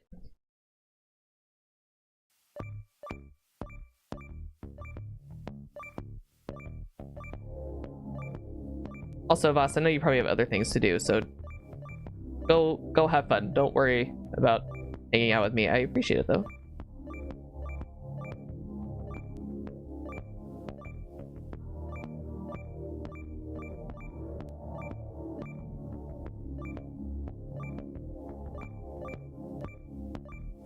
This bitch better pick up the damn phone. You got nothing going on. I thought you were gonna go to the store. After several more rounds of her scathing words, you feel your resolve wavering. The suffocating silence following each of her accusations presses down on you, urging you to respond, to appease her, anything to relieve the tension mounting in the room. Your thumb hovers over your contacts, finally landing on that familiar name. Haruki. I did. You found 2 shirts, but the others were closed. Oh, damn. Did you really call him? You're not sure what he could do. But if your mother believes in him enough to hire him, it's worth a shot. You quickly type out a message and hit send, your heart racing as you wait for a response. Help! Haruki, I really need you to come over as my mother, and I can't seem to get through to her. Maybe you could help. Are you off tomorrow? Just as you're about to set your phone down, your mother's sharp voice silences through the air. E? Oh, nice. I'm speaking to you, and you're using your phone in front of me? How dare you? You hesitate, caught between frustration and desire to keep the peace, but their bitterness slips out before you can think better of it. I'm texting the exorcist you hired. Perhaps he can do something about all the religious nonsense you're always spouting. Her expression shifts, disbelief morphing into indignation as her eyebrows arch. You're bringing him up now? This isn't about him. This is about you and your unwillingness to accept the solutions I've provided. You take a deep breath, the rising tide of anger in her voice only fueling your resolve. Well, I am. I'm utilizing one of them. You provided the solution after all. Her face reddens as her frustration mounts, her voice a mix of anger and exasperation. Don't get mouthy with me. This is about him or your so-called supernatural problems. You take a deep breath, trying to maintain your composure as you lock eyes with her.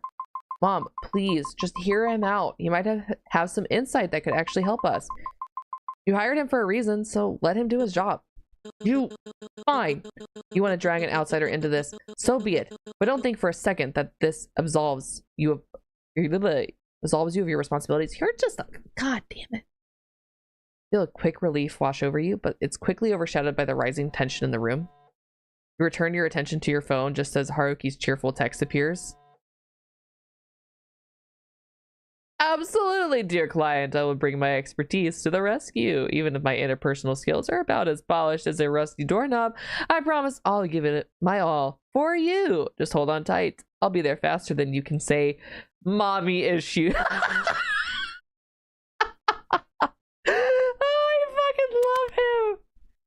His jovial tone makes you smile despite the tension, and for a moment, you feel a flicker of hope as you picture him bounding through the door with that trademark exuberance. I love him! He's so cute! The air thickens with tension as your mother processes your reply, and you can feel a spark of defiance brewing within you. Now you just need to keep calm until he arrives. Maybe one more song.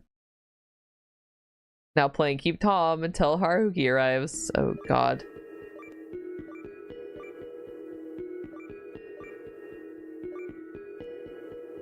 Yeah, mom is evil.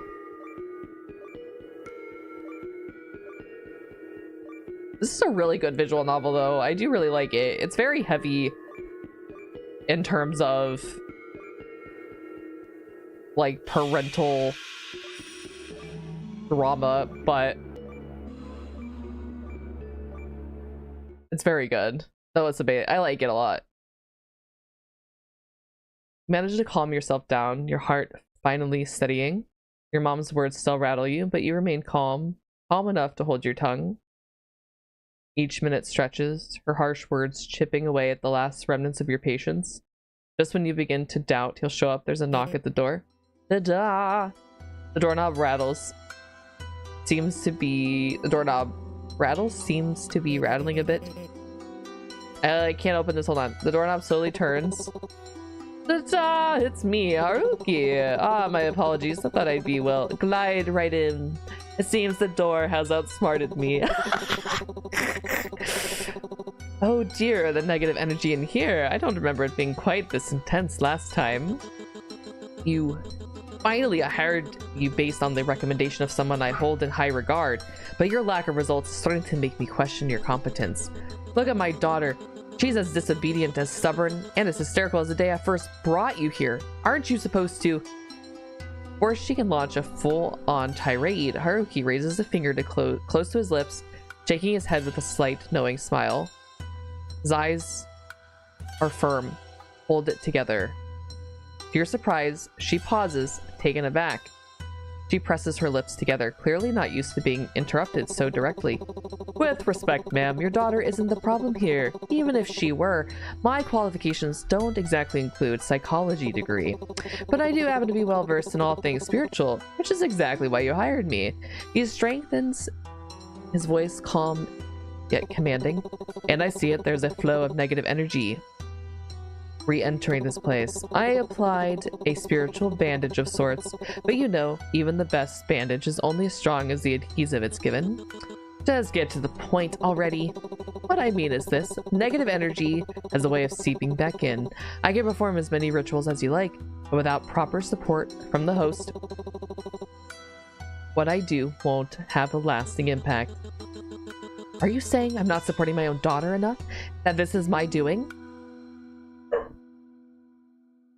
Okay, whenever we see a cat, we pull.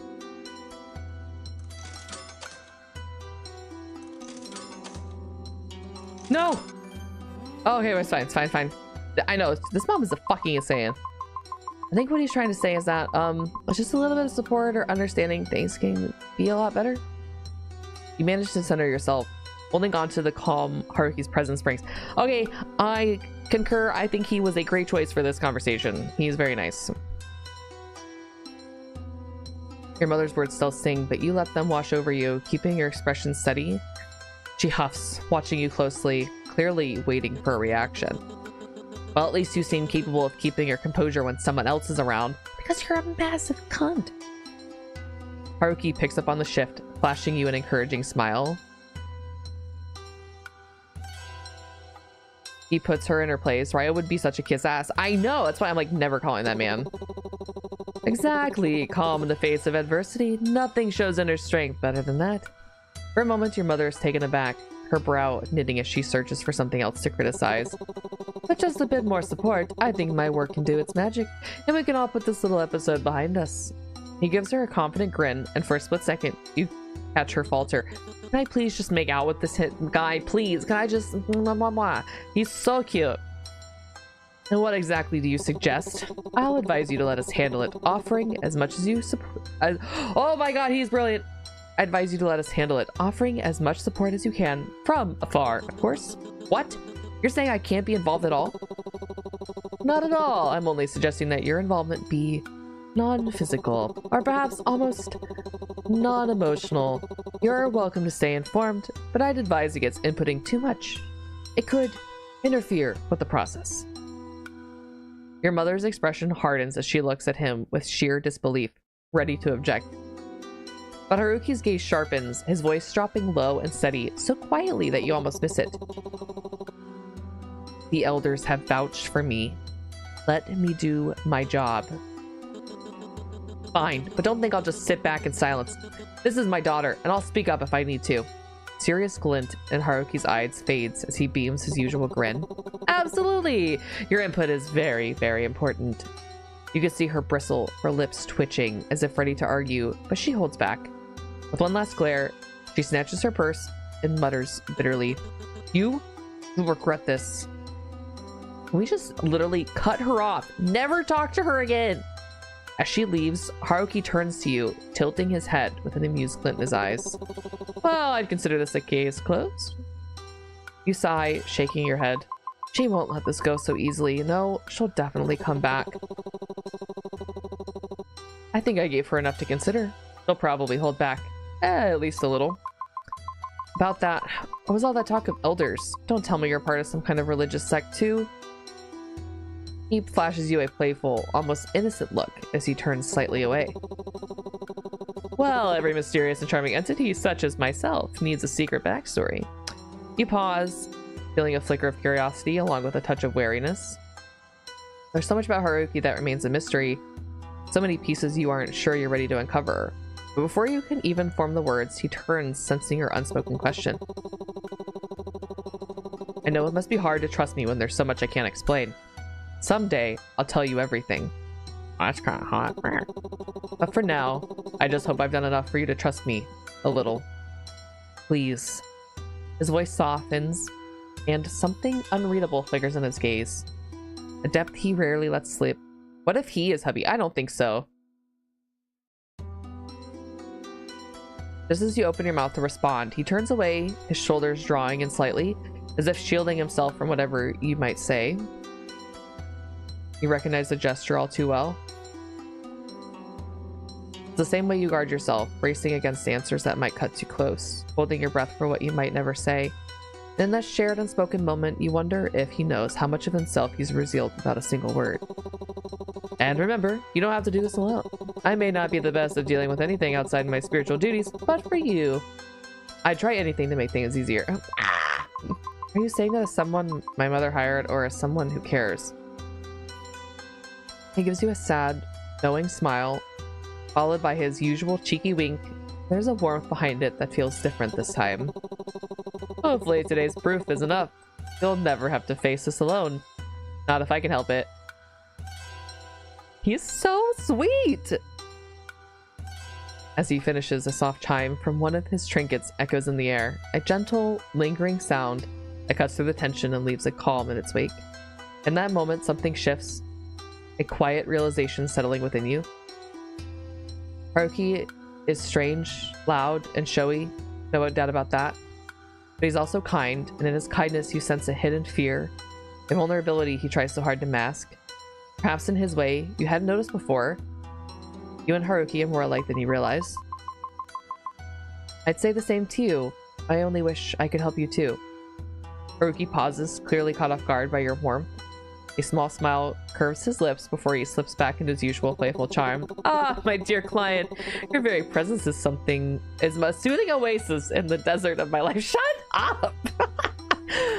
With that, Haruki launches into another one of his flamboyant monologues, every word layered in theatrics. After a few more lighthearted lines, he bids you farewell with an exaggerated bow, leaving you to wonder which Haruki lingers in your mind. The bold, larger-than-life gesture, or the rare, gentle presence that emerges when his guard slips. Love me! I love him!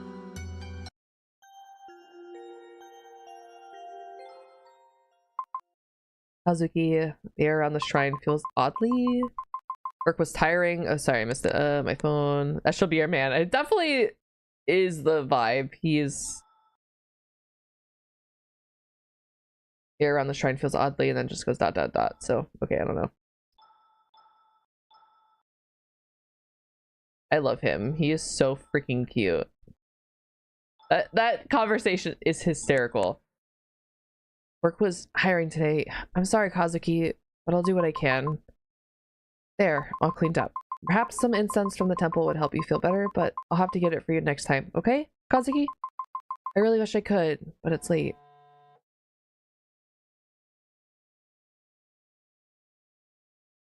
Can I visit the police station this late? Best not to leave the house now. Okay, so then bathroom. He definitely, like, he's a really, like, well-rounded character.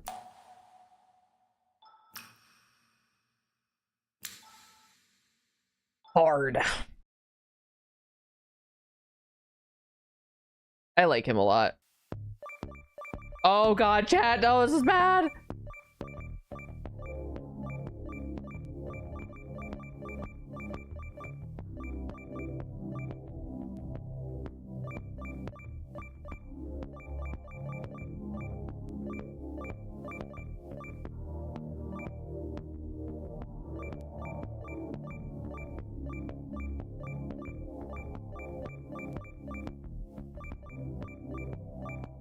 Oh my god. That was so bad. I ate 78%. That was bad. Can I do it? Can I do it again? Can't do any of that. I don't really think there's anything else we can do. Score 69%. I wanted to play. Oh, we play mobile games while we're taking a shit. Got it. Finally enter your bedroom and switch off the lights. But they flicker and sputter before finally surrendering into darkness. I'm also having a moment. Who are the guys that we could be? Ren, Ryoto, Haruki. Who's the other guy? I'm having a moment. There is another person, isn't there? But tonight the footsteps multiply, a growing... Oh, I guess just Kazuki. But tonight the footsteps multiply, a growing thump that becomes heavier and faster. You start to wonder if it's something else. With a glance, you place your phone nearby, fingers itching for a quick call if needed, but eventually sleep overtakes you. Ah! That is creepy as shit! In the depths of the night, you dream of Kazuki. In a dim, hazy scene, he talks about his fascination with collecting insects, each word faint as a breath. The images, though grow clearer. Beetles, cockroaches, or something different? Something sinister. Its body snaking around the room like a creature just beyond your reach. You search almost desperately, trying to find its name, but it slips away, elusive, lost in the fog of your dream. Ah! It feels good to have a vessel again. What? I'll relish this look for a while before I inevitably have to change into him. I really like this game. You should get it. It's like $12 right now. I like it. I like it. It's really good. I'll relish in this look for a while before I inevitably have to change into him. Change into who? Because that's Kazuki. It seems as though the tapestry is finally unraveling itself. The key players have already made their first move. Though some have moved quicker than expected, others still hesitate as if time waits for them. I wonder what your next move will be, my dear princess. Molting form and shedding skin, it claws to life from death within. Survival's call, it twisted creed, the ancient curse, reborn to feed. Like a horror gothic romance. Yeah, this is definitely, like, this is great. What the fuck? So Kazuki is definitely, I'm gonna say, we're evil. Kazuki's evil. Not a good being. You wake up to the familiar buzz of your phone. A few messages from your mom light up the screen, the first one featuring a painfully outdated gif of balloons and glitter text. Oh, this is so real. Happy birthday! I'll be dropping off a cake later. Make sure you finish it by tonight or it'll go stale. I thought you'd be like, you're fat, you can't have a cake. Ah, yes, a classic from your mother, equal parts affection and command. It almost slipped your mind. It's your birthday today. You're turning redacted. The number seems to glitch in your mind like a censored secret the universe refuses to acknowledge. Maybe you're just repressing it. Maybe this year your birthday wish will actually come true. Maybe your mom will finally listen to you, hear you out, and let you breathe without the constant pressure of her expectations. Maybe today will actually be a good birthday. Just kidding. You already know how it's going to end. Oh well, no point dwelling on it now. We'll deal with it all after work. Always take your birthday off, kids. Well, hey, Kiira, happy birthday. You get pretty old, huh? Hey! Yeah. Whoa, I heard from Tanaka-san that it's your birthday. Must like having to spend it at work, huh? Well, that's just life. I don't know how many more ha-has I have left in me. By mid-afternoon, it's clear that today is just another work-filled birthday. The highlight of today, a hefty stack of monthly reports unceremoniously dropped onto your desk by your boss. A truly unforgettable birthday present. As you sift through your reports, a familiar voice calls out from behind you. Happy birthday. Ah, thank you. Glance over your shoulder, offering a polite smile. Said that quite a few times today. Oh, I didn't realize it was you, Ryota. Maybe I should have made my birthday wish a bit more memorable. Don't worry about it. Honestly, I think you've heard enough birthday wishes to last me until next week. Or, sorry. Hopefully, you're not too worn out to actually celebrate it, though. Boss asked me to stick around and finish some reports, but if you're still up for a birthday dinner, I'll be at the station around 8 p.m. Before you can respond, a voice cuts through the air from the side of the office. Hey, can someone help me with this? Ryota straightens up, already turning towards the sound. Gotta go. Good luck with your work. Happy birthday. You go about your day as usual, the hours slipping by until it's finally time to head home. Stepping out of the train platform, you pause for a moment, thought lingering in your mind. How should you spend your birthday today? Maybe you should spend it with someone, though careful. You might not have enough time to spend it with everyone. Just one. One person! I don't care about you, Ryota. Let's see who's on the map.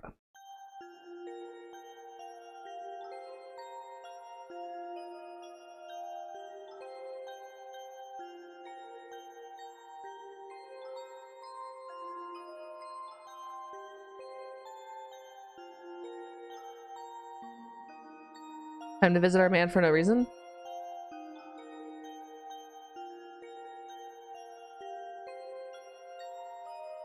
Is that him? I don't see red. Made it. Hi, Mon.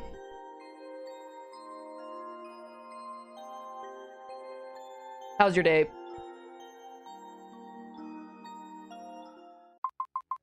There's no one here.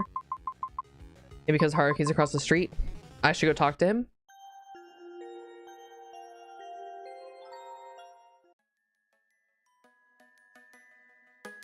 You have probably missed the best visual novel. You went to the opera, hey, yo! I hope you had a great time. Notice Haruki in the alleyway, crouched near a stray cat with a small dish of food in hand. He's perfect! My dear client, have you come to visit me? Or does Mr. Tubbs over here have another visitor? He glanced down to see a stray cat nestled comfortably between Haruki's shoes. It was sick, that's awesome!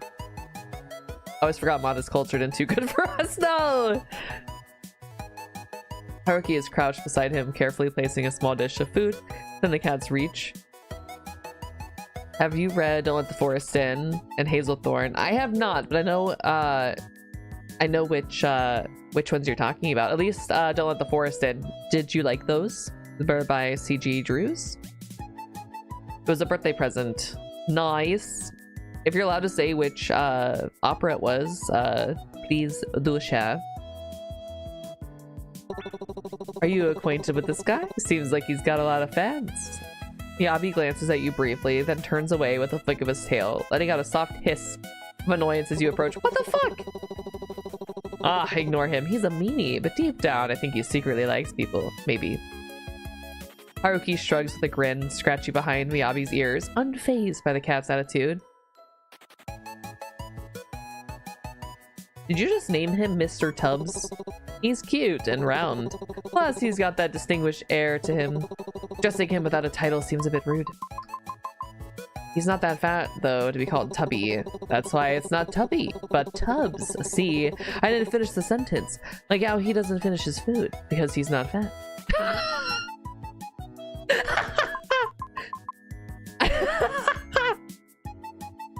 They are really good. They give similar vibes to this game. Oh, hell yeah. I'll have to check them out then. I've seen him around here too. Chuckles, but there's a genuine warmth in his voice. He runs his fingers through Mr. Tubbs' fur one last time before standing up straight, wiping his hands on his pants. Did you really come to visit me, or is it just the cat you're after?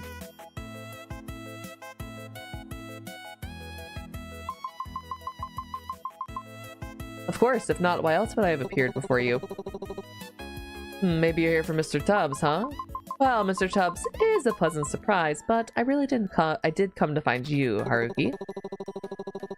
Ah, it's such a nice feeling to be wanted. I do try to keep myself humble, but a little ego boost never hurts. Thank you for lurking again, Azuria. Oh, hell yeah. I went to see Peter Grimes at the Royal Opera House in London. It's an opera from the 1940s by Benjamin Britten about an outcast fisherman who is shunned by the community after his boy apprentice dies at sea. Oh, interesting. Interesting. I don't know too much about operas, but that's so cool. Only my mother had the same feeling. So what can I and/or Mr. Tubbs help you with today? You know, we're both professionals in the art of making people's days a little brighter. I just want to spend time with you. Honestly, I just want to spend time with you. And spend time with me you shall. You have my undivided... Okay, he's a fucking perfect specimen. I fucking love him so much. You and Mr. Tubbs. You chuckle as you lean down to pet the now sleeping cat.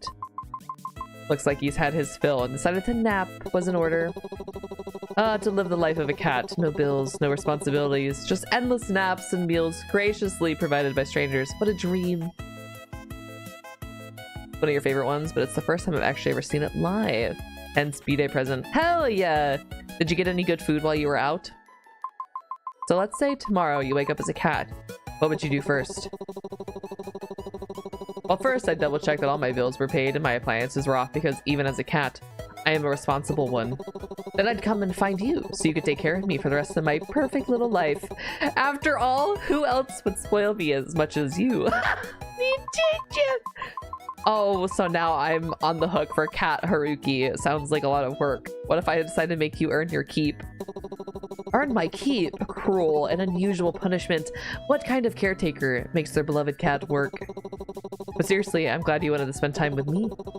I know it's probably not the most professional thing to say, but I'd like to think of us as friends. Can we be more than friends?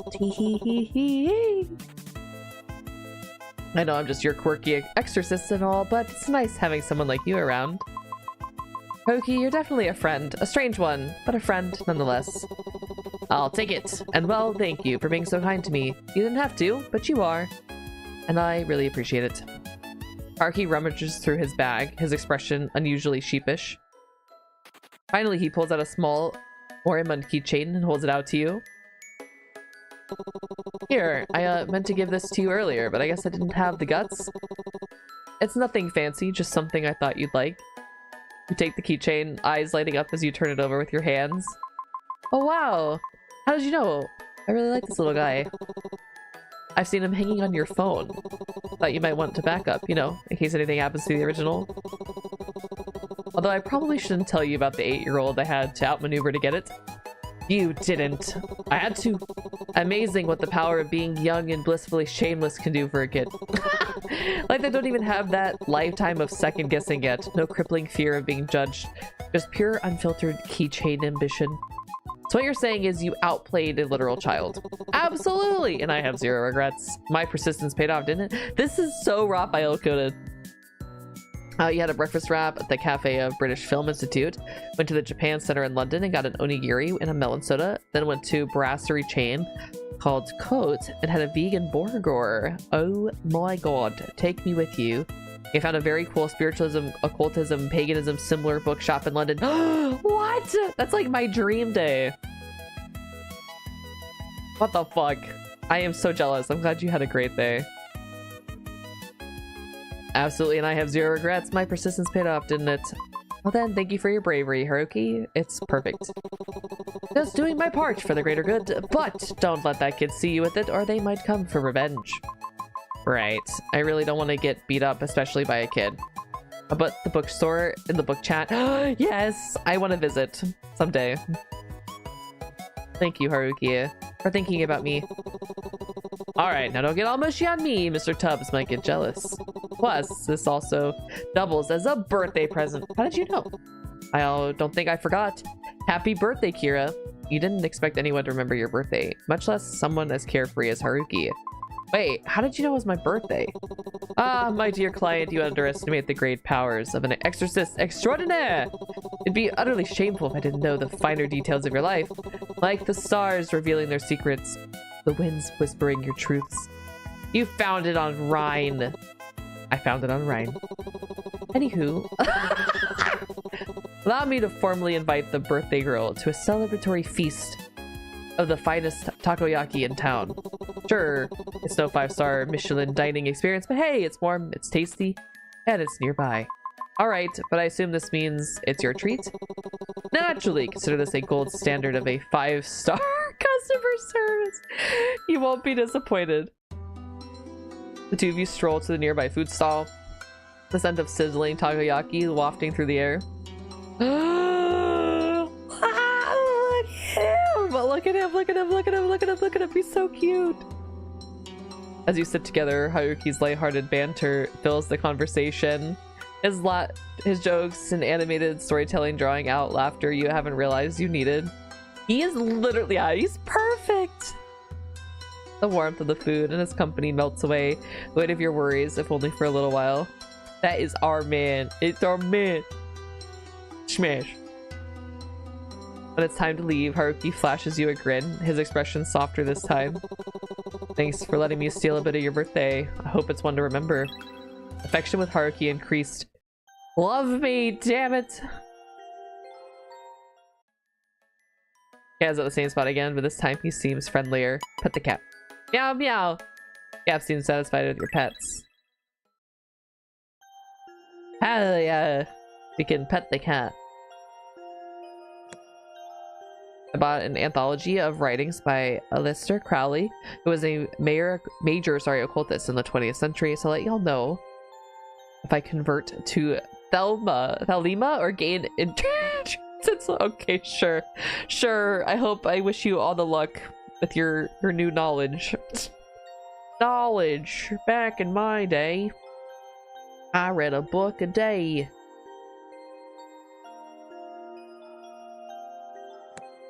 Alright, question.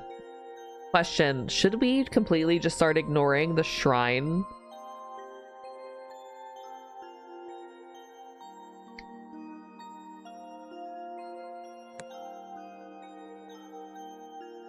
I probably should have did. Can I go to the police station? You find yourself heading to the police station. So the exact reason eludes you. As you step inside, the tension in the air is palpable. A frazzled-looking man is looking in an argument with a stern-faced police officer. You can't just barge into a business and start threatening employees. And this is the third complaint we've had about you being a public nuisance. I don't know, but we should devote all of our attention to Haruki. I'm trying. We want to take the kitty. We should take the kitty. For the last time, I wasn't threatening anyone. I was trying to apologize. I'm doing the right thing here. I realized it's the man from yesterday at the convenience store. Looks like he is another... Oh, and like, I think the timing on this has gotten a little off, because it was definitely a couple days ago. Looks like he's in another round of trouble. Do you approach the chaos or maybe offer some assistance to this poor man? Yes. You step forward, hesitating for a moment before softly clearing your throat. Excuse me. Your voice breaks through the heated exchange, causing both the man and the police officer to jolt in surprise. Oh, ma'am, is there something I can... Wait a minute. You're that lady. Look, for the last time, we are not reopening the case about your husband. Yeah, and I'm now a curious passerby. Curious enough to help me, perchance? You see, I wasn't causing any trouble. I just wanted to apologize to the cashier I was inadvertently rude to. Right, and just like the female cashier said yesterday, you had the wrong person. And you still insisted on apologizing to anyone willing to listen, to the point they had to chase you out again. But I wasn't drunk this time. And that somehow makes it better? Condemn him. If I may interrupt, but this isn't his second time doing this. He almost assaulted me before. He's a danger to society. Did you have dinner already? Nothing, I just thought. Never mind. Happy birthday. What? What the fuck? What was that? How did that happen? What the fuck? I broke the game. How did that happen?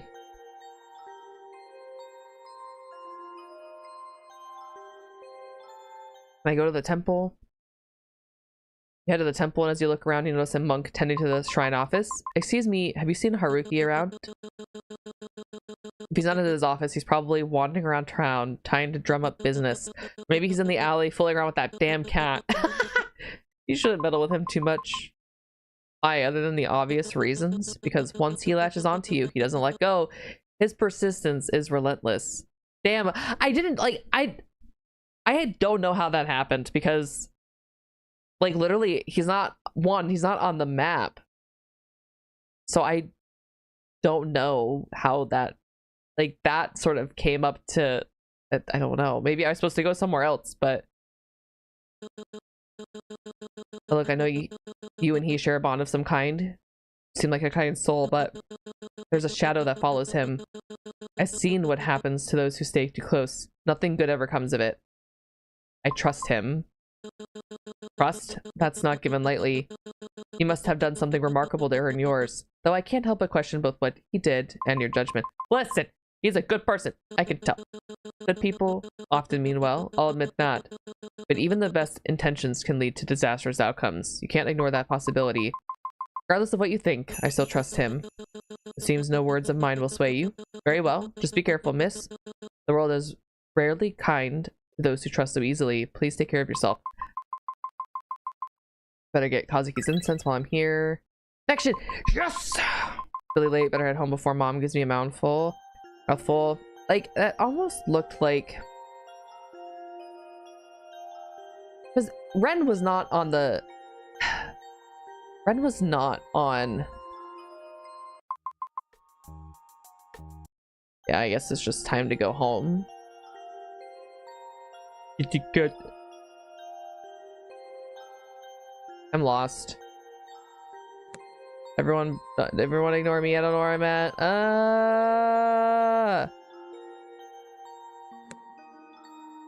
Oh, there we go.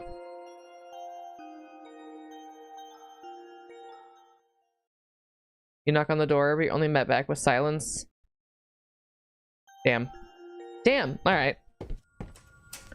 Step into your home, greeted by the eerie silence. On that dining table sits a small cake, meticulously decorated with pastel icing. A note rests beside it in your mother's familiar handwriting. Eat this, all of it. It's good for you. Said no mother ever. Strange unease prickles at the back of your mind, but you sit down anyway, carving a cautious slice and taking a bite. This is not normal. Maybe mom's possessed. At first it's sweet, soft sponge with a hint of vanilla.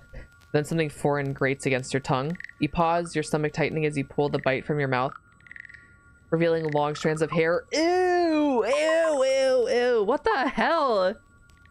Did mom poison me with hair?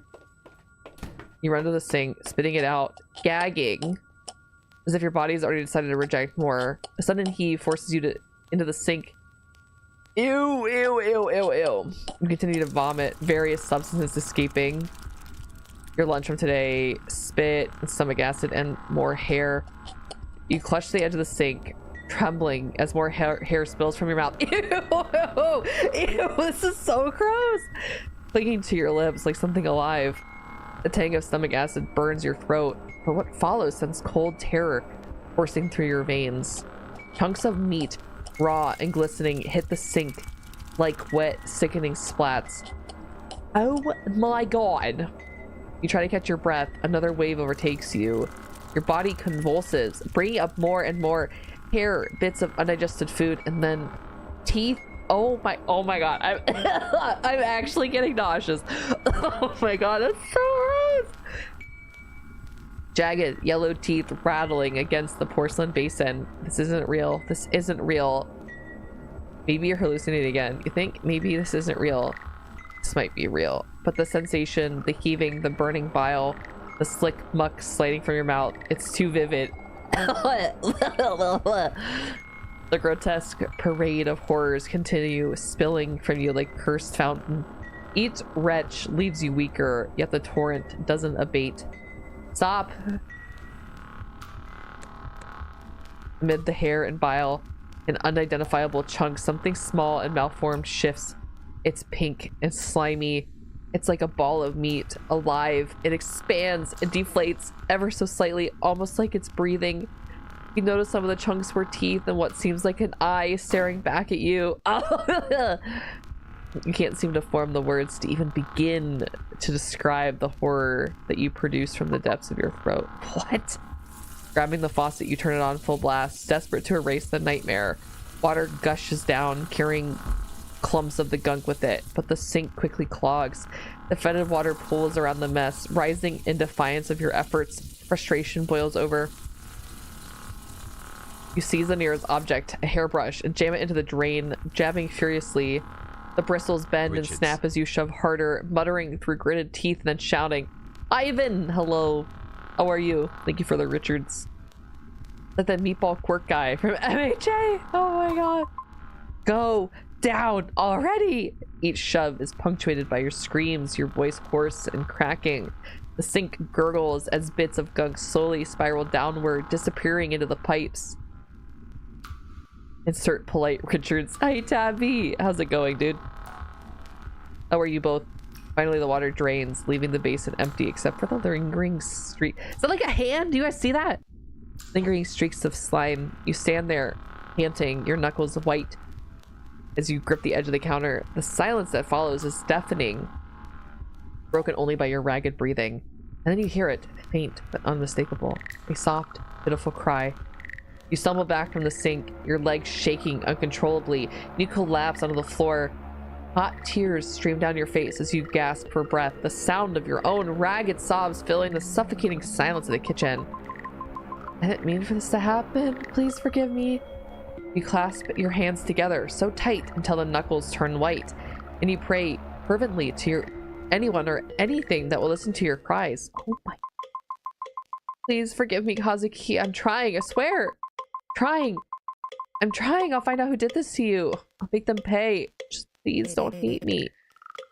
You moved on? Oh my god. Kazuki? Sorry. I'm so sorry. Please, I'm doing my best. I'll avenge you, I swear. How could you? You moved on? Already? No, I didn't. Liar. Oh, fuck. Oh, fuck. Hanging out with Sona. Nice. You've already forgotten me. Cheated on me. Like none of it mattered. No, that's not true. We weren't even really married. You know that. It wasn't real. Then what were we? Nothing? A lie? Is that what I was to you? Cheater! No, I'm not. Not what? Feel a gentle tug on your sleeve as you turn. A familiar glint of light glancing off crimson tinted. He's here! He's here! Haruki's here! Oh my god, trauma time. So much fun. Yay! I sensed a powerful spiritual presence radiating from this area, something I simply couldn't ignore. I rushed here as quickly as I could, but it seems things escalated. Are you alright, my dear client? You're not okay, your breathing is uneven, and your hands are trembling at your sides. You're the furthest thing from okay right now. No, the cake, the hair, the things that keep happening. I'm not okay, Haruki. None of this is okay. It's getting worse, all of it. Oh yeah, no. Ivan, they're so hot. This game is amazing. I am having such a blast with it. The things I'm seeing, the sounds in my head, it's like I can't escape. No, I'm not okay, Haruki. None of this is okay.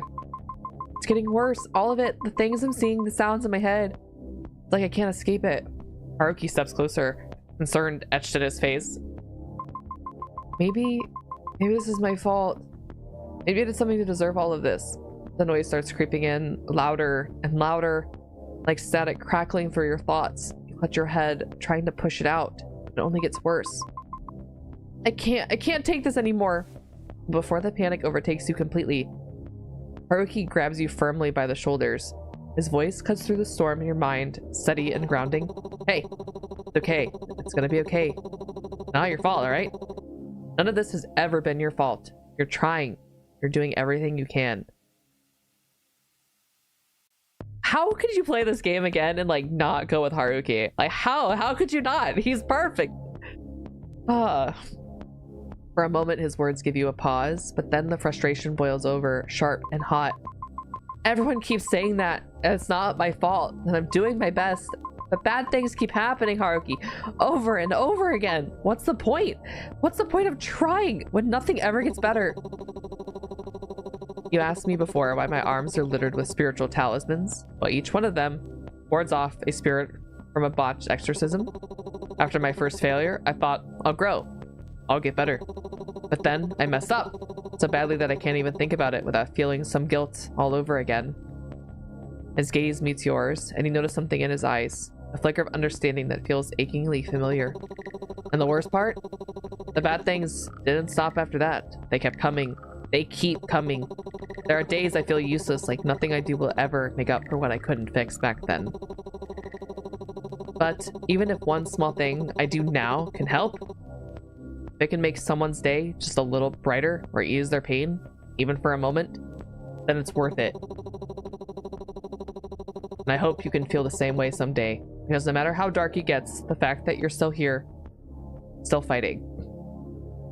He is a super sweet guy. Like, he was very goofy in the beginning, but he is definitely, he's so sweet. Sorry, since I'm reading a lot.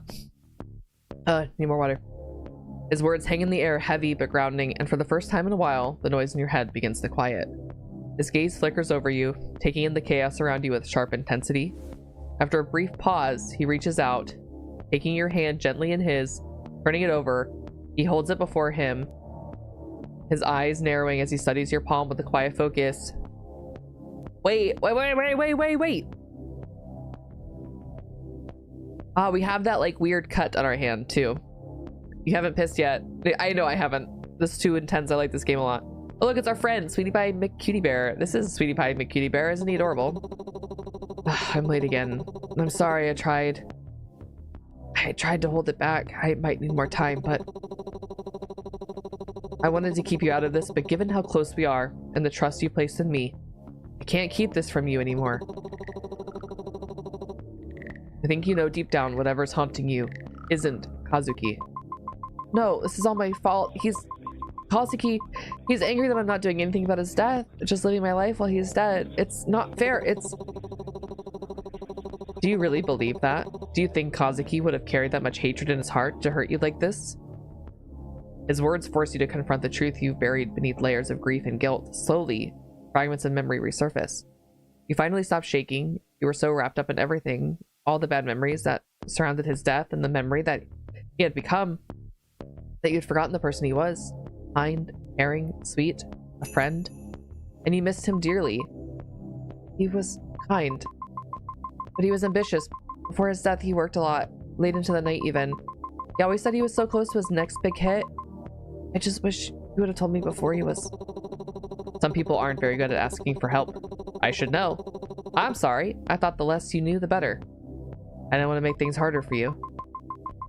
No, I probably wouldn't have listened anyways. Haruki, was he supposed to tell me something important? He releases your hands at last, a small smile tugging at the corners of his mouth. Of course, anything for you, my dear client. God damn it. You roll your eyes, the warmth in his tone making the nickname less irritating than usual. Will you stop calling me that? I don't think I've ever heard you call my name. Then, Kiira? He definitely has. Oh, that's embarrassing. I'll stick to the tried and true nicknames. Thank you very much. But anyways, about the thing haunting you. It's an evil spirit that has latched onto you. From what I can tell, it's tied to something in your past. What I do know is that it feeds off your energy, especially your sanity. And judging by the state of things, it's been feasting pretty well these past few months. I'm still working on finding its source or why it chose you for the first place, but I'm here for you no matter what. Apparently, they're too good at pee. I am not going to pee in my fucking chair. What is your problem? What? I'm still working on finding the source, why I chose you in the first place. I can't help you make the right choices, but I can hopefully make the journey a little easier. Whatever decisions you choose to make in the future, I'll support it with my whole heart. Love me! You feel the, oh my god, tumultuous waves crashing within you finally still itself, the guilt in your heart pouring away as you finally piece together the truth. I see. I couldn't have done much of it without you. Thank you, Haruki. You've been my son, in a way. And you've been mine. I want to ask Haruki for more information. But before the both of you can have a real conversation, his phone buzzes heavily, indicating another client requires his attention. I could always stay a little longer, make sure things don't start getting strange again. No, I can't keep you from your work. I'll be fine, I promise. You know I would stay if you asked me to. And I would, even if you didn't. I know, but really, I'm okay. You've given me enough to keep my head on straight. Believe in me. Alright. A strong, independent woman like yourself will definitely have things under control. I love him so much. This guy's design reminds me of who? Don't hesitate to call me again if you need anything. I'll come sprinting back. Trust. You say your goodbyes, and once he's gone, your gaze falls to Kazuki's altar. His framed picture, still and silent, gazes back at you. I wonder if you could do like a run through of this game where like Kazuki is like your lover. Like if you just like don't talk to any of the other guys, you just like go home and like only like take care of his shrine. The smile he wore in death no longer holds malice or anger, hatred or greed. It was that same smile he had in your wedding, reassuring you that everything was going to be fine. And somehow you believe it still is. Oh man. It's a manga series. Little manga, or the crow screech. Even so strong, holding everything together so well, but you can't keep struggling like this. Wouldn't it be easier to let go? Just a little? You don't need to rely on something so fleeting. A proper rest, just one peaceful night, might be all you need. Don't want to play the rhythm game?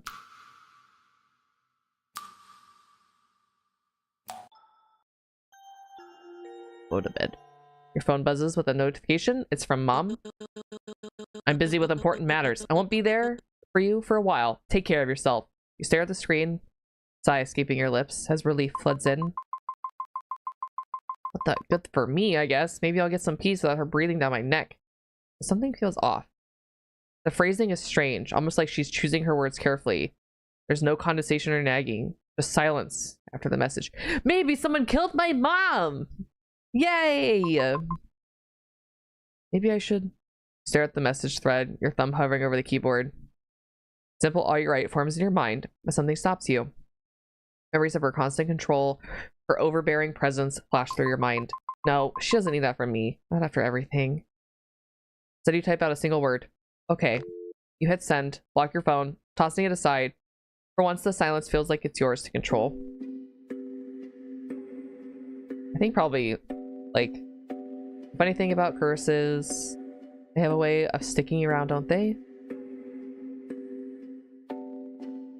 That hair is a choice. Once upon a time back in the era, lords were powerful, and spirits were just as real as the air we breathe. There was a tale that began with a powerful man and a simple girl. They weren't supposed to meet, much less fall in love. The girl had a way of drawing people in, even those who should have known better. The strong, the kind, the wise, the loyal couldn't help but get caught up in her orbit, and where sorrow lingers, darker things are never far behind.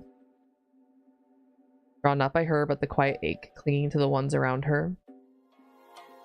Is this me?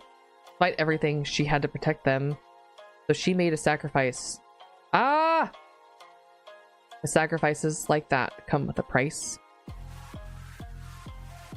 In her final moments, a wish was formed. Something simple, something all too human, but even the smallest wishes can have powerful consequences. And so, a curse was born. One that tied her fate to those around her. My man! Locking them all in a cycle they couldn't escape. Not until she made a choice. Not until someone was brave enough to break the pattern. So here we are. Curses, gods, ghosts, and a whole lot of unresolved tension. But hey, no pressure in the end. It's all about who you choose. No big deal, right? Okay, that was fun as fuck.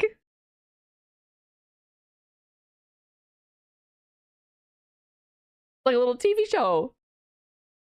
It's a good manga series. I'm sad the artist is feeling threatened and unsafe in online spaces. What the fuck? A good manga series with an anime adaptation with a tasty animation. Oh, okay, okay. Oh my god, here, let's make sure we save. Oh, no. Maybe this is a good stopping point. How long have I streamed today? Oh yeah. We'll probably end here today, guys. My phone. How do I leave? Settings. Oh, there we go. I'm gonna return the menu. Yes.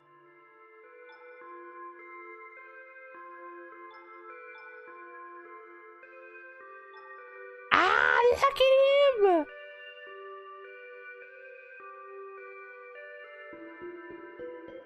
Look at him! Look at him! He's so cute! That's Kazuki. What if I asked to have a little nibble out of Shin, right? That one was creepy as hell. Oh, that one's animated! Oh, how cool. But this is like the image from Kazuki from the past. He's perfect and I love him. 10 out of 10. This is also Kazuki. I wish this one was animated, but it's super cute. Alright, so let me see who's live for us to raid into. This was very good. We'll definitely play this again. I'll probably stream it next week. We got things to do this week.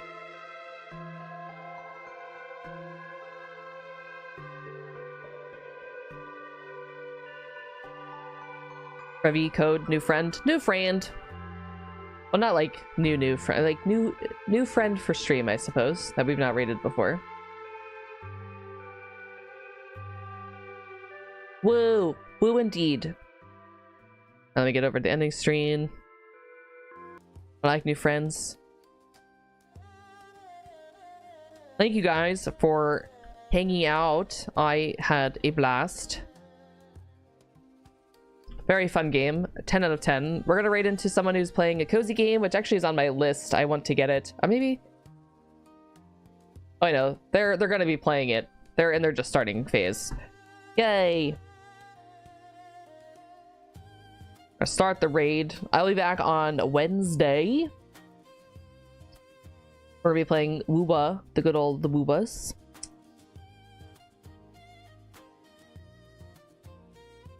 New friends mean new people to ignore. For you to ignore and never message. Oh my god. We're rating into, their name is keer-ah. They are non-binary, so please use they, them pronouns. They have 2 different models, and their VTuber idea is to embody the 7 deadly sins. They are super, super cute. Thank you guys very much for hanging out with me today. I had a blast. This game was wonderful. Much fun. So I hope you guys will look forward to seeing it again. I'm not sure how we're ever going to be able to romance anybody else because he's so cute. Oh yeah. Wooba on Wednesday. Friday is going to be Arc Nights for the first time. I am excited. I really want Camille. Haruki for the win for life. I do want to try to do a run at some point, like by myself, where we can see if we can romance like Kazuki. Like, if we just ignore all the other guys and try to get like Kazuki to be a thing, because he definitely is a romanceable person based off of what the game is telling us. Like, maybe is available. But anyways, we're gonna have fun with Cade. Please have a good night, and I will see you guys in Discord or in the stream. Thank you guys so much. Goodbye.